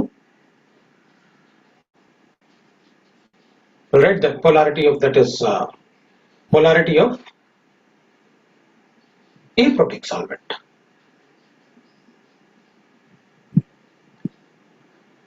तो अब एप्रोटिक सॉल्वेंट में अपन ऐसा कुछ नहीं लिखेंगे, अपन लिखते हैं कि भाई क्योंकि मोस्टली तो रिएक्शन एसीटोन में लिखते हैं, तो फिर भी अपन अगर लिखना है अपन को तो अपन बता सकते हैं DMSO है, CH3CN है, right, then we can write that DMF है, एसीटोन है। Mostly reactions are carried out in acetone, मतलब जितने भी रिएक्शन होंगे ना उनमें से आप देखोगे तो 80% रिएक्शन में तो अपन को एसीटोन ही मिलने वाला है। There is no formation of carbocation. It's a transition state, इसको अपन आइसोलेट कर ही नहीं सकते। Intermediate can be isolated, but not the transition state. It is a one step reaction. इसके बाद सीधा वही बनेगा, इसको तो आइसोलेट कर ही नहीं सकते। ये तो वो पार्ट है जो हाइट का जो पीक बनाते हैं उसका हाईएस्ट पॉइंट होता है, ट्रांजिशन स्टेट जहां पार्शियल बॉन्ड होता है। इन्वर्टेड प्रोडक्ट इज फॉर्म्ड, अपन ये बोल सकते हैं इन्वर्जन मतलब यहां पर न्यूक्लियोफाइल अगर राइट हैंड साइड पे है तो वहां पर न्यूक्लियोफाइल लेफ्ट हैंड साइड पे होगा, that is inverted. A single stereoisomer is formed, that's correct. जितने न्यूक्लियोफाइल इसको हिट करेंगे उतने ये ब्रेक होंगे, so a single stereoisomer will be formed. अब इसमें ना इन्वर्टेड प्रोडक्ट बन रहा है ना, तो सिंस अपन ना तो डी स्मॉल एल से बता पा रहे हैं ना तो आप RS से बता पा रहे हो, तो फिर बताएं कैसे। तो जो इन्वर्जन होता है ना इसमें कि यहां राइट हैंड साइड में है वहां लेफ्ट हैंड साइड में है, तो इसको अपन एक नया नाम दे देते हैं, वाल्डन इन्वर्जन। वो Walden is the name of scientist, तो अपन कहेंगे the Walden inversion take place. Inversion of configuration of substrate. ये अपना सबस्ट्रेट है, पहले इसमें इस तरफ थे ग्रुप, अब उस तरफ होगा। ये बिल्कुल वैसे ना, जैसे मान लो ऐसे अम्ब्रेला है, उधर Cl है और ऐसे एक अम्ब्रेला है, ऐसे वो इधर ऐसे पकड़ के रहते ना अपन अम्ब्रेला ऐसे, तो अब वो अम्ब्रेला ऐसे पहले इधर की तरफ था वो, अब इस तरफ फ्लिप हो गया दूसरी तरफ। क्यों? अब वो इधर लग गया न्यूक्लियोफाइल, तो दूसरी तरफ चले गए। ये वाले ग्रुप पहले इस तरफ थे, अब उस तरफ मूव करके, क्योंकि न्यूक्लियोफाइल यहां से attack. That is what take place. ये हो गया। कोई रीअरेंजमेंट नहीं है, कुछ भी नहीं है इसमें। अपन को पोलर एप्रोटिक सॉल्वेंट यूज करने हैं। स्ट्रॉन्गर न्यूक्लियोफाइल आर यूज्ड, वो लिखा ही हुआ है। ट्रांजिशन स्टेट sp2 बड़ा ये सब लिखा ही हुआ है। बाकी मुझे कुछ ऐसे बताने की जरूरत नहीं। और ये इन्वर्जन वगैरह की भी बात अपन तब करेंगे जब ऑप्टिकली एक्टिव कार्बन प्रेजेंट है। अदरवाइज अगर नहीं है तो कैसे बात करेंगे? Stronger the nucleophile, no doubt better will be the nucleophile, that is SN2 reaction. और इसमें स्टेरिक एंट्रेंस अगर कम होगा तो ऑब्वियस सी बात है, अगर इसमें स्टेरिक एंट्रेंस कम है तो ये अटैक करेगा इजीली। और ग्राफ बनाएंगे तो will write the graph like this. इसका भी ग्राफ अपन ऐसे बना सकते हैं। रेट के लिए यू कैन यूज के हियर है, अपन के यूज कर सकते हैं। इन दोनों में से किसी का भी कंसंट्रेशन चेंज होगा, रेट चेंज होगा। अब इसका कंसंट्रेशन डबल करो, रेट चेंज हो जाएगा। इसका कंसंट्रेशन डबल करो, रेट भी डबल हो जाएगा। दोनों का कंसंट्रेशन डबल करोगे 4 टाइम्स हो जाएगा।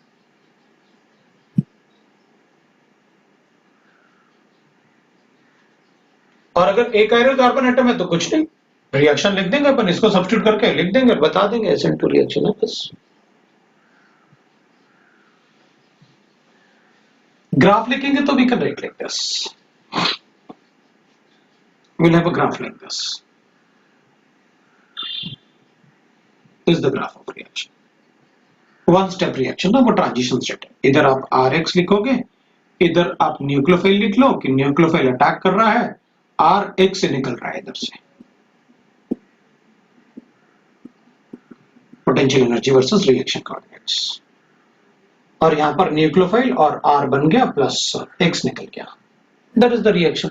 बाकी आपको पता है एनर्जी ऑफ एक्टिवेशन क्या है, फॉरवर्ड रिएक्शन, बैकवर्ड रिएक्शन, बाकी सब आपको पता होता है।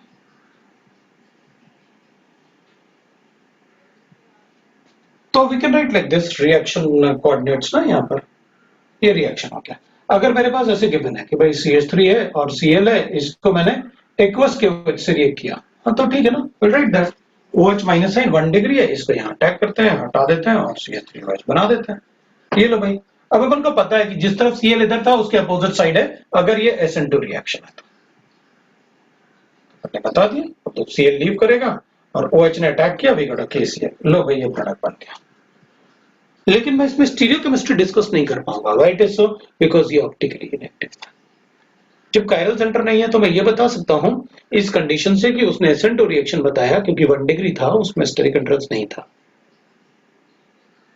तो अपन ऐसे बता सकते हैं। अब ये तो था आपका न्यूक्लियर SN2 रिएक्शन। अब अपन ऐसे करते हैं, मैं इसको हटा देता हूं ना, ठीक है। अब इसको हटाते हैं और अपन लिखते हैं, सपोज मेरे पास ऐसे गिवन है, पहले मैं अब जो मैंने आपको पढ़ाया मैं उससे कुछ क्वेश्चंस पूछूंगा, ठीक है। तो मेरे पास ऐसे कुछ रिएक्शन गिवन थे, जैसे मैंने लिखा CH3 CH और इधर CH3 और इधर CH2, इधर Cl लिख लेता हूं और इधर CH3। इसको मैंने रिएक्ट करवाया, सपोज करते हैं C2H5OH के साथ। Now it's a polar protic solvent.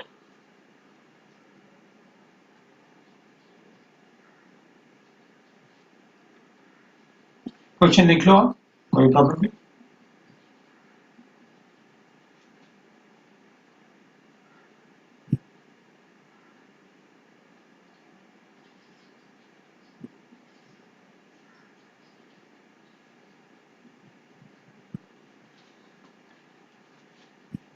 आप इसको लिखो, फिर अपन क्वेश्चन सॉल्व करते हैं। अपन को क्या करना है,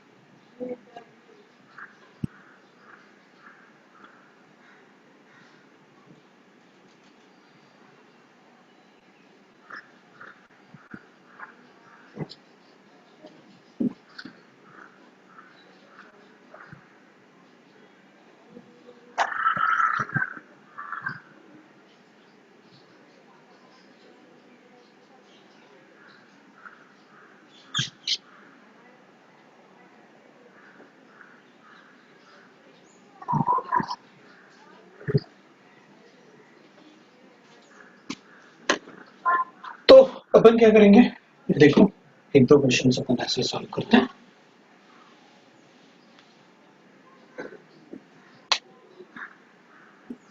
मेरे पास एक ऐसे क्वेश्चन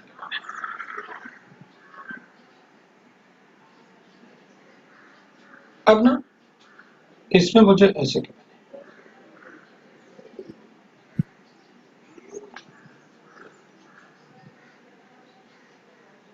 जब अपन क्वेश्चन सॉल्व करेंगे तो थोड़ा सा, क्योंकि पढ़ना एक अलग बात है और क्वेश्चन को सॉल्व करना एक अलग बात है, इसलिए क्वेश्चन को जब सॉल्व करेंगे तो पूरा ध्यान देना। इसलिए मैं पढ़ने में थोड़ा सा अपन कहते हैं कि भाई उसको जल्दी खत्म करो ताकि अपन पढ़ पाए। अपन क्या करेंगे, अपन कहेंगे देखो भाई, एल्काइल हैलाइड में अगर आप कभी भी पोलर सॉल्वेंट ले रहे हो, बस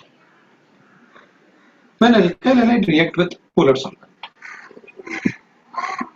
or react with polar protic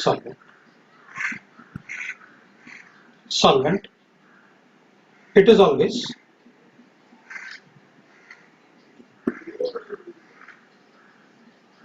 SN1 reaction. जब मैं आपको SN1 रिएक्शन बोलोगे ना, तो आपके दिमाग में तुरंत आ जाना चाहिए सारा कुछ SN1 के बारे में,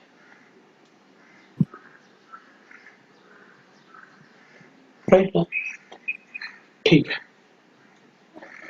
तो अपन क्या करेंगे, SN1 रिएक्शन है तो इसमें तो अपन लिखेंगे भाई पोलर प्रोटिक सॉल्वेंट है, कार्बोकेटाइन बना हुआ,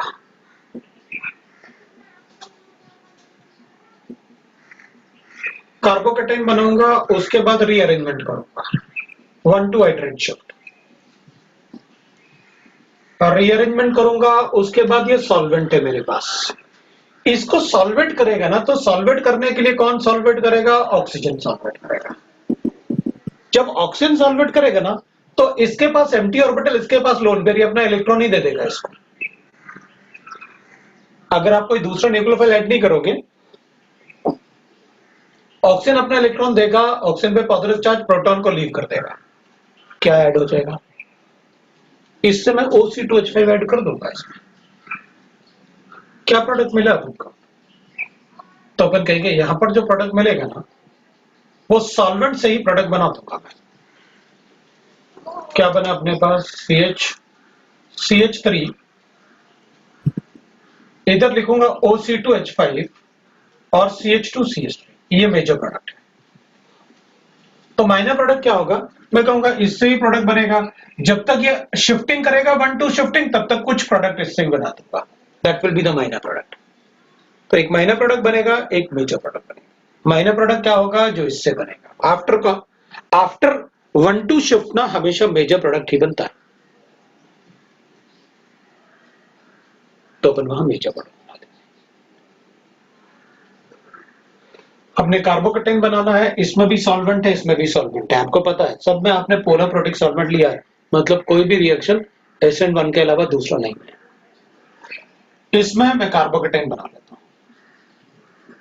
इससे ज्यादा स्टेबल कार्बोकेटाइन बन भी नहीं सकता, ये तो 2 डिग्री बन जाएगा, तो ठीक है, वाटर से सॉल्वेशन तो करूंगा ना। तो जैसे आपने बताया कि ये लोन पेयर से डेल्टा नेगेटिव चार्ज है ना इसके पास, तो ये डेल्टा नेगेटिव चार्ज इसको न्यूट्रलाइज करेगा, दैट इज कॉल्ड सॉल्वेशन।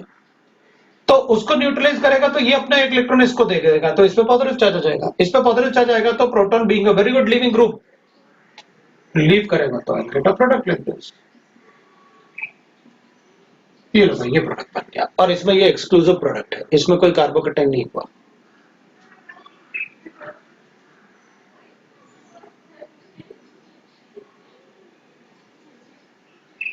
और अगर आप न्यूक्लियोफाइल को ऐड करोगे तो ऐड करो, कोई प्रॉब्लम नहीं, न्यूक्लियोफाइल से रिएक्शन बना दूंगा सॉल्वेंट के अलावा। लेकिन SN1 रिएक्शन में 99.99% केसेस में अपन ऐसे ही पहचानेंगे, सॉल्वेंट ही न्यूक्लियोफाइल है, SN1 ही होगा। इसमें चेक कर लेते हैं, इसमें अपन क्या करेंगे, जैसे इसमें अपन ने लिखा कि भाई एक C2H5, यहां पे OC2H5 लिखेंगे अपन, तो अपन क्या करेंगे, इसमें कार्बोकेटाइन बनाते हैं, इसमें कार्बोकेटाइन बनाया मैंने तो ये कार्बोकेटाइन, ये कार्बोकेटाइन बना। अगर ये कार्बोकेटाइन बनेगा तो अपन कहेंगे देखो भाई, इसमें जैसे कार्बोकेटाइन बना तो अपन कहेंगे इसमें CH3COH है, प्रोटॉन हटा लेते हैं क्योंकि इस पे कैटाइन है, तो इसका कैटाइन हटाओ और एनाइन इसका इसमें डाल दो। लो भाई, इसका एनाइन डाल दिया मैंने इसमें, ये लो इसका प्रोडक्ट बन गया। SN1 रिएक्शन पहचानने का सबसे अच्छा तरीका यही होता है, सॉल्वेंट ही ऐड किया और अल्काइल हैलाइड है, वो भी ऐसे अल्काइल हैलाइड जो काफी ज्यादा स्टेबल है, तो हमेशा SN1 रिएक्शन होगा। अब इसमें अपन कहेंगे यहां पर कार्बोकेटाइन बना तो यहाँ रेसमिक मिक्सचर बनेगा ना, DL का मिक्सचर बनेगा, दो प्रोडक्ट बने, इसमें तो एक प्रोडक्ट यहां से बनेगा, यहां से बनाऊंगा OC2H5 तो कायरल सेंटर होगा, इसमें कायरल सेंटर नहीं है, तो अपन कहेंगे इस वाले रिएक्शन में तो जब यहां पर ही OC2H5 आएगा तो कायरल सेंटर होगा, लेकिन वहां अटैक करेंगे तो कायरल सेंटर नहीं है मेजर प्रोडक्ट में, लेकिन टोटल में नंबर ऑफ प्रोडक्ट में तो काउंट कर सकता हूं ना। यहां पर अगर OC2H5 लिखूंगा तो DL बनेगा, यहां DL नहीं है मेजर प्रोडक्ट। सो ये इसका मेजर प्रोडक्ट था और इसका माइनर प्रोडक्ट ऐसे था, OC2H5,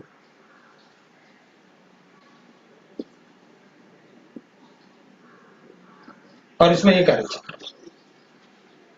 तो कभी कभी ऐसे भी पूछ लूंगा, बताओ टोटल पॉसिबल कितने प्रोडक्ट बनेंगे, बता देना।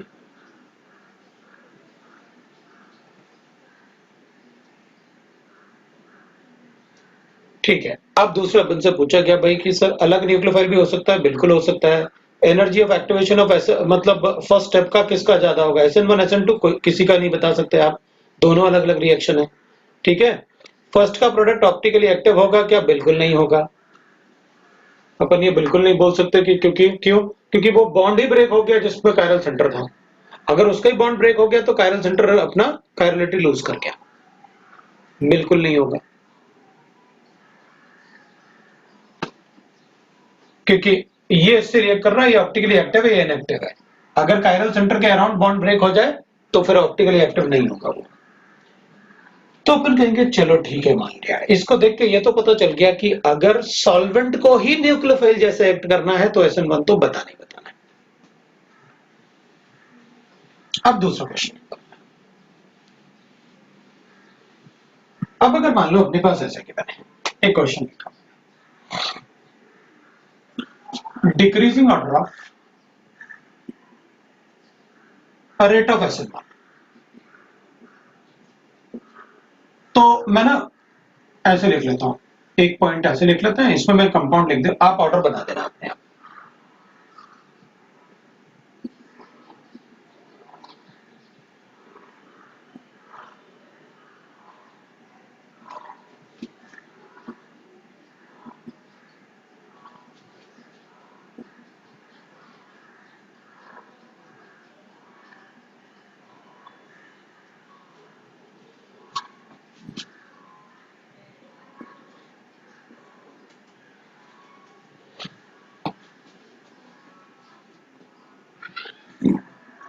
इसका ऑर्डर बनाओ, इसका भी ऑर्डर बनाओ,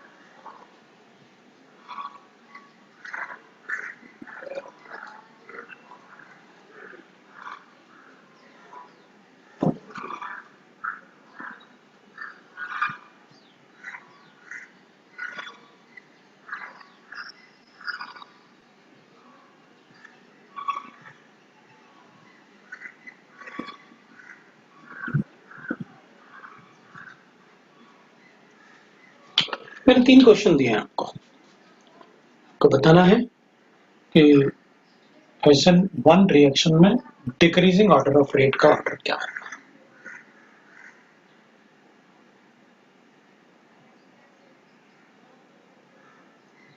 ये आपको बताना है। ठीक है, आप लिखते जाओ, कोई प्रॉब्लम नहीं, मैं आंसर देख लूंगा।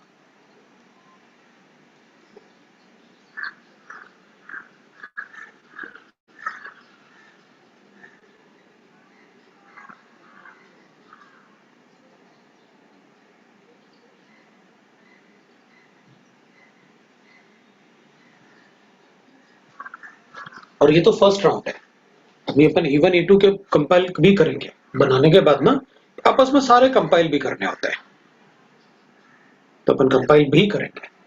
बट पहले आप मुझे ये बताओ कि सेपरेटली अपन को पता होना चाहिए कब क्या करना है, किसके लिए।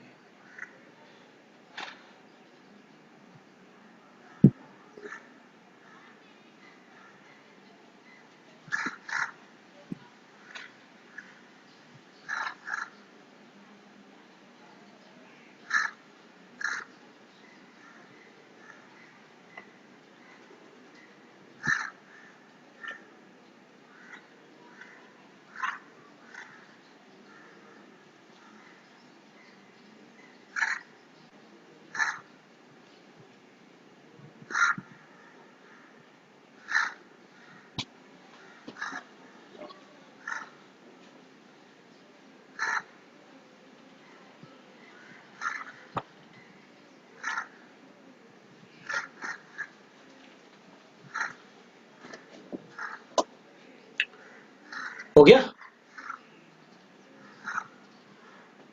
शुरू करें।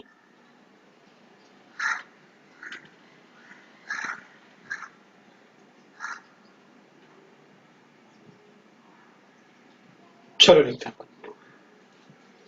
पहले वाले में कार्बोकेटाइन की स्टेबिलिटी चेक करना है, क्योंकि आपने SN1 कहा तो मैं कार्बोकेटाइन की स्टेबिलिटी चेक कर लूंगा। इनको हटा के मैंने कार्बोकेटाइन की स्टेबिलिटी चेक किया, सबसे ज्यादा स्टेबल डी वाला था, तो डी सी, अच्छा ये बी और ये तो बड़ा इजी था, आ गया अपने पास। ठीक है, गुड, डी सी बी है। सेकंड वाले की बात करते हैं। अच्छा ये तो सारे एक जैसे हो गए, तो इन तीनों में तो ऑब्वियस सी बात है ये और ये, अब वहां पर डिसाइड करना होगा सबको। तो जब आप पॉइंट लिखवा रहे थे और रेट ऑफ रिएक्शन बता रहे थे, तो वहां आपने सबसे पहले कार्बोकेटाइन की स्टेबिलिटी लिखा था, फिर लीविंगेबिलिटी बताया था, और फिर सॉल्वेंट की बात की थी। तो पहले कार्बोकेटाइन की स्टेबिलिटी, तो CbA और उसके बाद D, ये लो भाई, क्योंकि कार्बोकेटाइन की स्टेबिलिटी इसमें एक जैसा है और तीनों में ज्यादा है D से, इसलिए इन तीनों को ज्यादा प्रेफरेंस दूंगा इररिस्पेक्टिव ऑफ द लीविंगेबिलिटी। और बाकी फिर आपको पता है, इधर चेक करता हूं,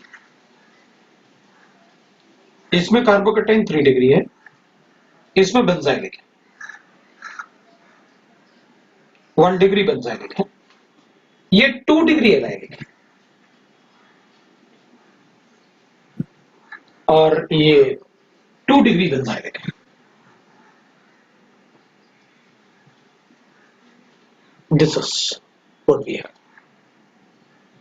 सबसे ज्यादा तो इसका स्टेबिलिटी होगा कार्बोकेटाइन का, तो ये सबसे ज्यादा हो गया, फिर ये हो गया बेंजाइलिक, तो benzylic is more than 3 degree, so will write that D is greater then B, इसमें तो अपन को कोई डाउट नहीं है, मुझे A और C में डिसाइड करना है बस। तो अगर A और C में डिसाइड करूंगा तो ये एलाइलिक है और 2 डिग्री है, और वो अपने पास 3 डिग्री कार्बोकेटाइन है। तो एलाइलिक, सिर्फ एलाइलिक होता तो अपन को कोई प्रॉब्लम नहीं होता, अगर ऐसे होता ना तो अपन कहते हैं वो ज्यादा स्टेबल है इससे। अब प्रॉब्लम यह है कि इसमें तो अपन को स्टेबिलिटी चेक करनी पड़ेगी भाई, इधर और इधर अगर अपन चेक करेंगे, एक CH3 को हटा लेते हैं, और बाद में फिर जो ये वाला पार्ट बचेगा और ये वाला पार्ट बचेगा, तो इसमें स्टेबिलिटी ज्यादा किसकी होगी, रेजोनेंस स्टेबिलिटी वाली। भाई हाइपर कॉन्जुगेशन 3 हाइड्रोजन का इसमें भी है और उसमें भी है। इधर रेजोनेंस स्टेबलाइज्ड है, उधर 2 CH3 है, किसको प्रेफरेंस ज्यादा दें? 2 डिग्री एलाइलिक। अगर सिर्फ एलाइलिक और वो होता तो अपन कहते कोई बात नहीं, फिर तो मुझे उसी को ज्यादा बताना पड़ेगा क्योंकि एलाइलिक तो कम स्टेबल होगा, लेकिन 3 हाइड्रोजन का हाइपर कॉन्जुगेशन इधर भी आएगा उधर भी है, तो फिर ऑब्वियस सी बात है अपन कहेंगे सी ज्यादा होगा, और फिर दैट इज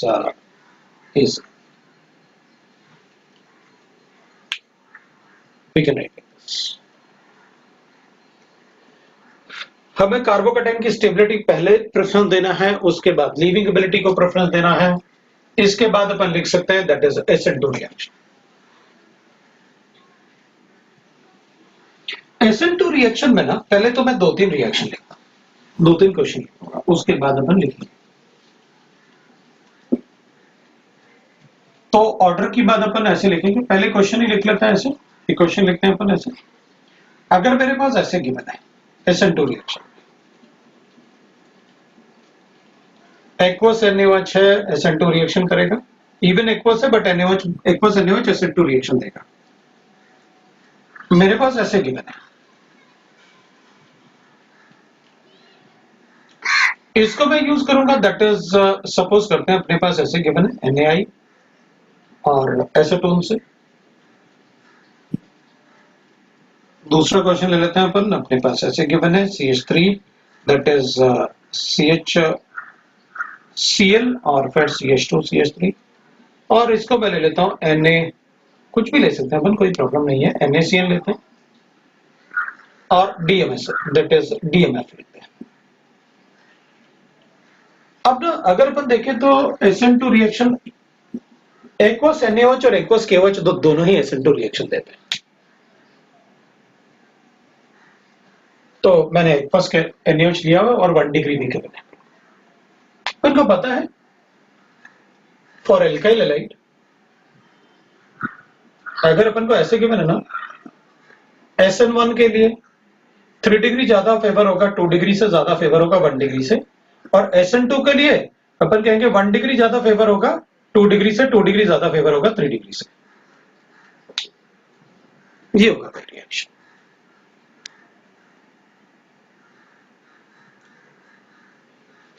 इसमें कुछ है ही नहीं, जिससे Cl अटैच्ड है उसको OH से रिप्लेस कर दो, SN2 हो गया, इसमें कुछ बनता ही नहीं।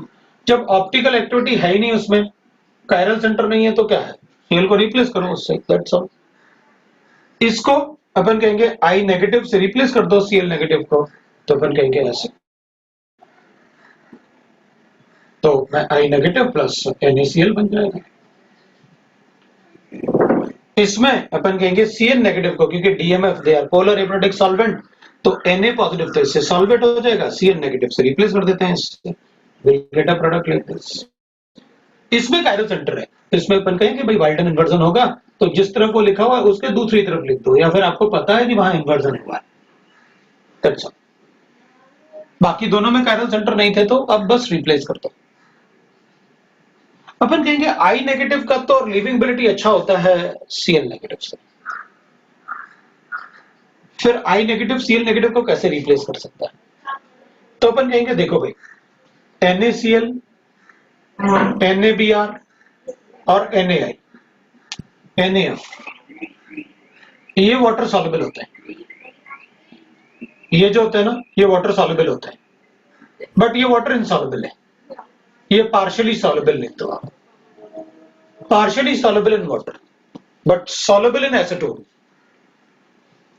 मतलब इसमें कोवेलेंट कैरेक्टर ज्यादा होता है, आप उसको अज्यूम कर सकते हो, the covalent character is more, उसमें कोवेलेंट कैरेक्टर ज्यादा है क्योंकि फजान रूल के हिसाब से कैटाइन सेम है, लेकिन एनाइन अगर बढ़ेगा तो पोलराइजेशन बढ़ेगा, और पोलराइजेशन बढ़ेगा तो कोवेलेंट कैरेक्टर बढ़ेगा। इसका solubility organic molecule organic solvent में तो है, एसीटोन लाइक ऑर्गेनिक सॉल्वेंट में थोड़ा पोलैरिटी भी है ना, सो पोलर एब्रोडिक सॉल्वेंट। लेकिन NaCl और NaBr they are water soluble but they are insoluble in acetone, तो यहां पर क्या होगा, I नेगेटिव है और Na पॉजिटिव है। Na पॉजिटिव हमेशा Cl के साथ रहना चाहेगा relative to this, why it is so, lattice energy. NaCl की लैटिस एनर्जी ज्यादा है, वो ज्यादा अट्रैक्टेड है एक्सोथर्मिक रिएक्शन। तो NaCl का लैटिस एनर्जी ज्यादा है तो ये क्या करेगा, इसको ब्रेक कर देगा। तो ऑब्वियस सी बात है, अगर इसको ब्रेक करेगा बिकॉज ऑफ लैटिस एनर्जी इससे ज्यादा है NaCl की, तो उस केस में क्या होगा, ये ब्रेक हो गया तो ये तो बेचारा मजबूरी में उसके साथ ही रहेगा। तो रिवर्स रिएक्शन नहीं हो सकता एसीटोन में। तो अपन कहेंगे देखो एसीटोन में NaCl और Br दोनों को रिप्लेस कर सकता है। क्यों? क्योंकि these are insoluble in acetone, insoluble in acetone. अगर ये इनसॉल्युबल है एसीटोन में तो रिएक्शन बैकवर्ड जा ही नहीं सकता, रिएक्शन बैकवर्ड नहीं जा सकता। तो the reaction is that only, otherwise what will happen, इसकी लिविंगबिलिटी तो अच्छी है इससे, तो फिर इसको हटाओ ना, इसको लगा दो उसमें, why the reaction is going to take place, because of acetone. Because जैसे ही NaCl बनेगा अब ये Cl माइनस में नहीं रह सकता ना, वरना इसको रिप्लेस कर देता, ये बॉन्ड तो वीक होगा as compare to that bond. अब अपन कहेंगे ठीक है भाई, मान लिया मैंने, मतलब एसीटोन में NaI in acetone and it is a name reaction है, तो बताऊंगा इसका स्टीरियोकेमिस्ट्री वगैरह सारा कुछ, that is called a Finkelstein reaction.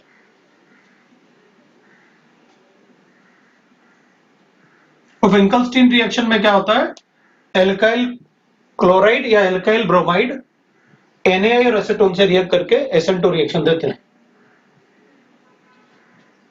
तो फिंकलस्टीन रिएक्शन में अपन करेंगे questions, what is Finkelstein reaction, right? ठीक है, तो मैं एक क्वेश्चन लिख रहा हूं फिर ऊपर। ये तो अपन ने थोड़ा सा देखा कि भाई ये तो बड़ा इजी होता है SN2, बस आपको सॉल्वेंट का ध्यान रखना है। एक्वस KOH और aqueous NaOH will give you always SN2 reaction. SN1 अगर होगा तो मैं बताऊंगा। अपन को यहां पर कुछ भी नहीं सोचना है, अगर पोलर प्रोटिक सॉल्वेंट है यहां पर कुछ भी नहीं सोचना है, इसमें सोचना पड़ेगा। यहां पर कुछ भी नहीं सोचना है, इसमें सोचना पड़ेगा। 3 डिग्री में व्हाई इट इज सो, भाई 3 डिग्री में SN2 कैसे हो सकता है, उसमें तो बहुत ज्यादा स्टेरिक हिंड्रेंस होगा अगर 3 डिग्री होगा तो। अगर कार्बन के पास 3 CH3 आ गया तो बहुत ज्यादा स्टेरिक हिंड्रेंस होगा, और जब स्टेरिक हिंड्रेंस होगा तो बैक साइड अटैक पॉसिबल नहीं है, SN2 रिएक्शन पॉसिबल नहीं। सो 3 डिग्री में अपन SN2 नहीं करने वाले।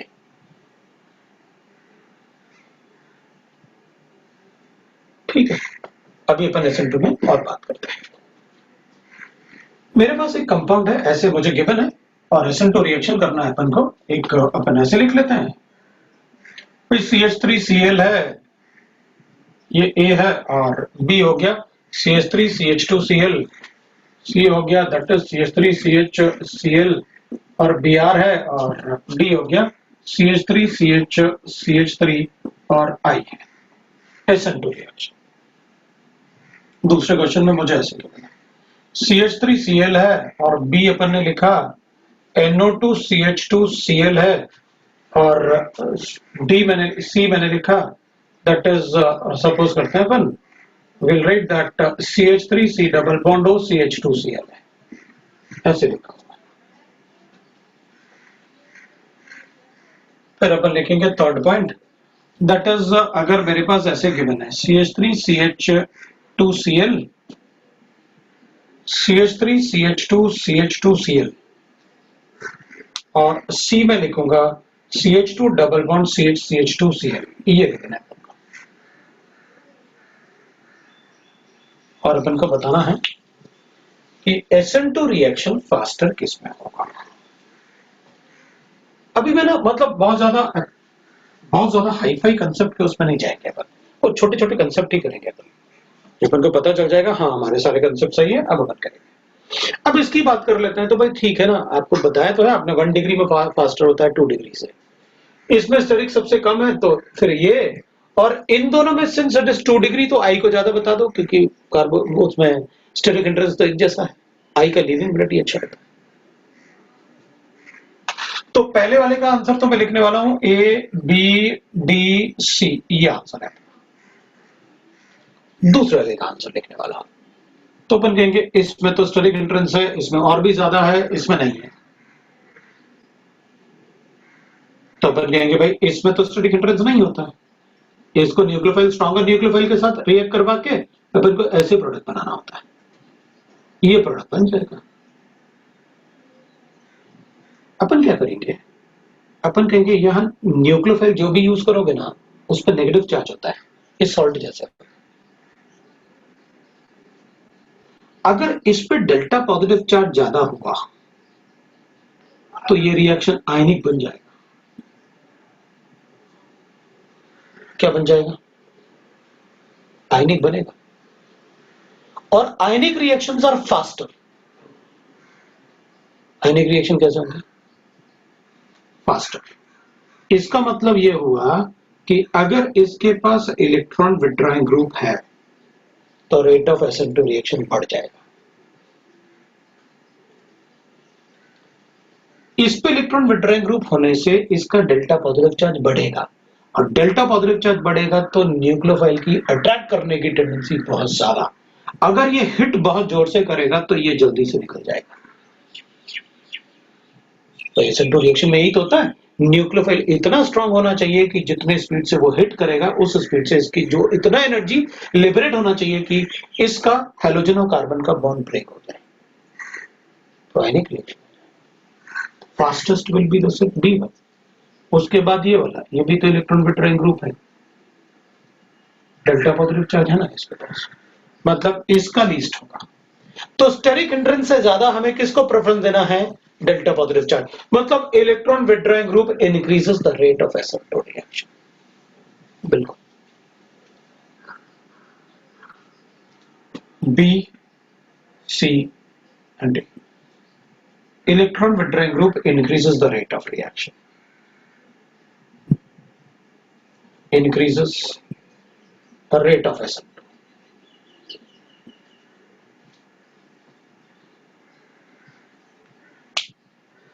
थर्ड वाला नेक्स्ट टाइम डिस्कस करेंगे, क्योंकि उसमें भी अपन को थोड़ा सा ऐसे ही कुछ ना कुछ तो है, तो अपन इसको बाद में अपन नेक्स्ट टाइम डिस्कस कर लेंगे। अभी मतलब क्या, तुम लोगों का नेक्स्ट क्लास भी होगा, अभी है ना नेक्स्ट क्लास?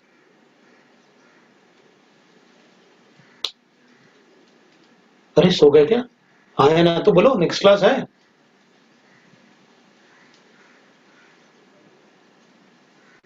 अच्छा, मैं ही देख रहा हूँ ना ऐसे।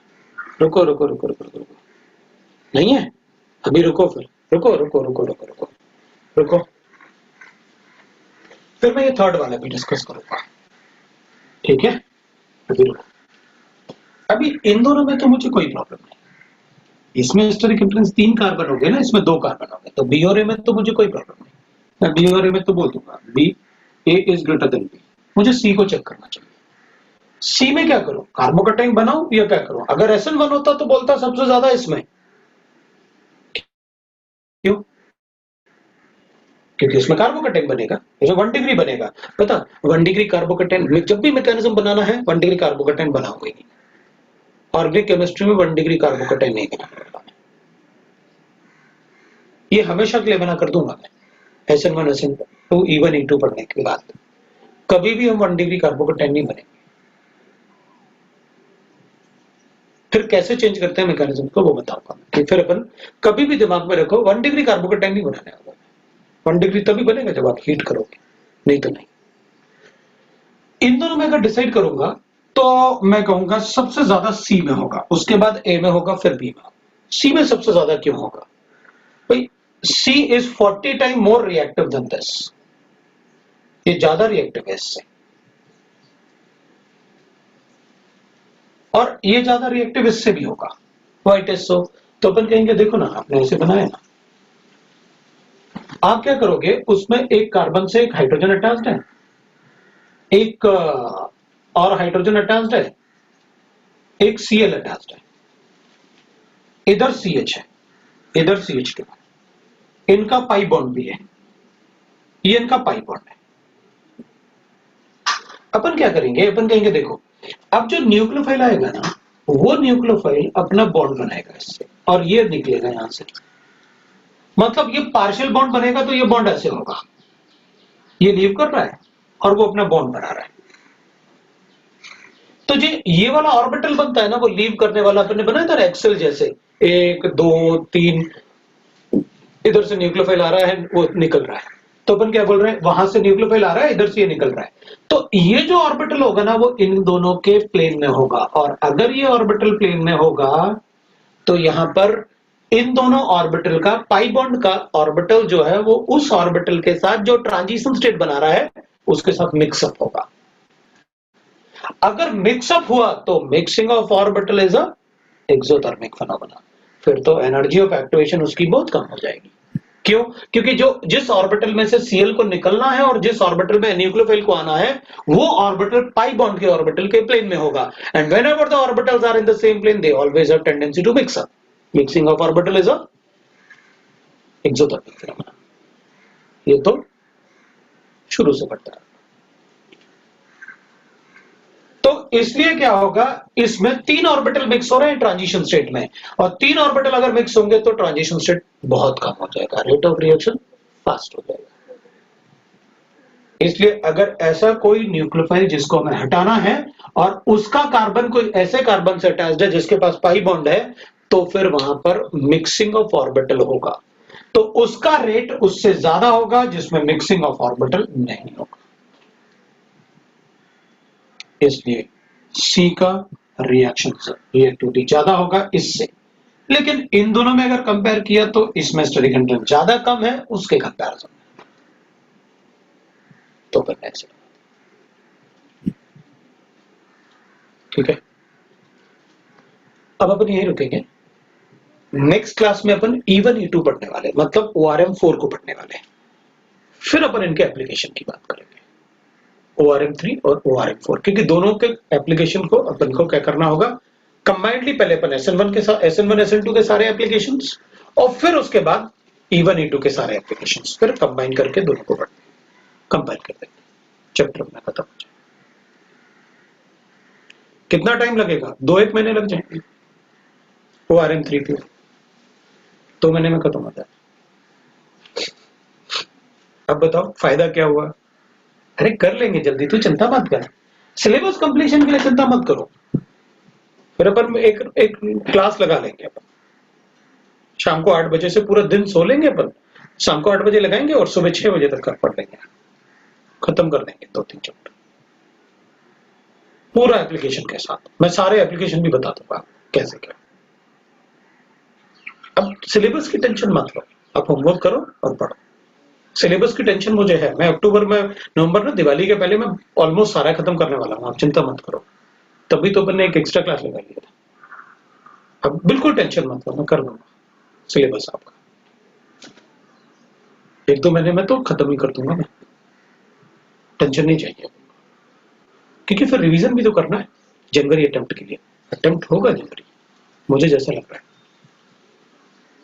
चलो ठीक है, कोई बात नहीं, हम नेक्स्ट टाइम ORM4 का कंसेप्ट पढ़ेंगे और बिल्कुल सेम है SN1 SN2 जैसे ही, और उसके बाद कंपाइल करेंगे, उसके बाद क्वेश्चंस करेंगे।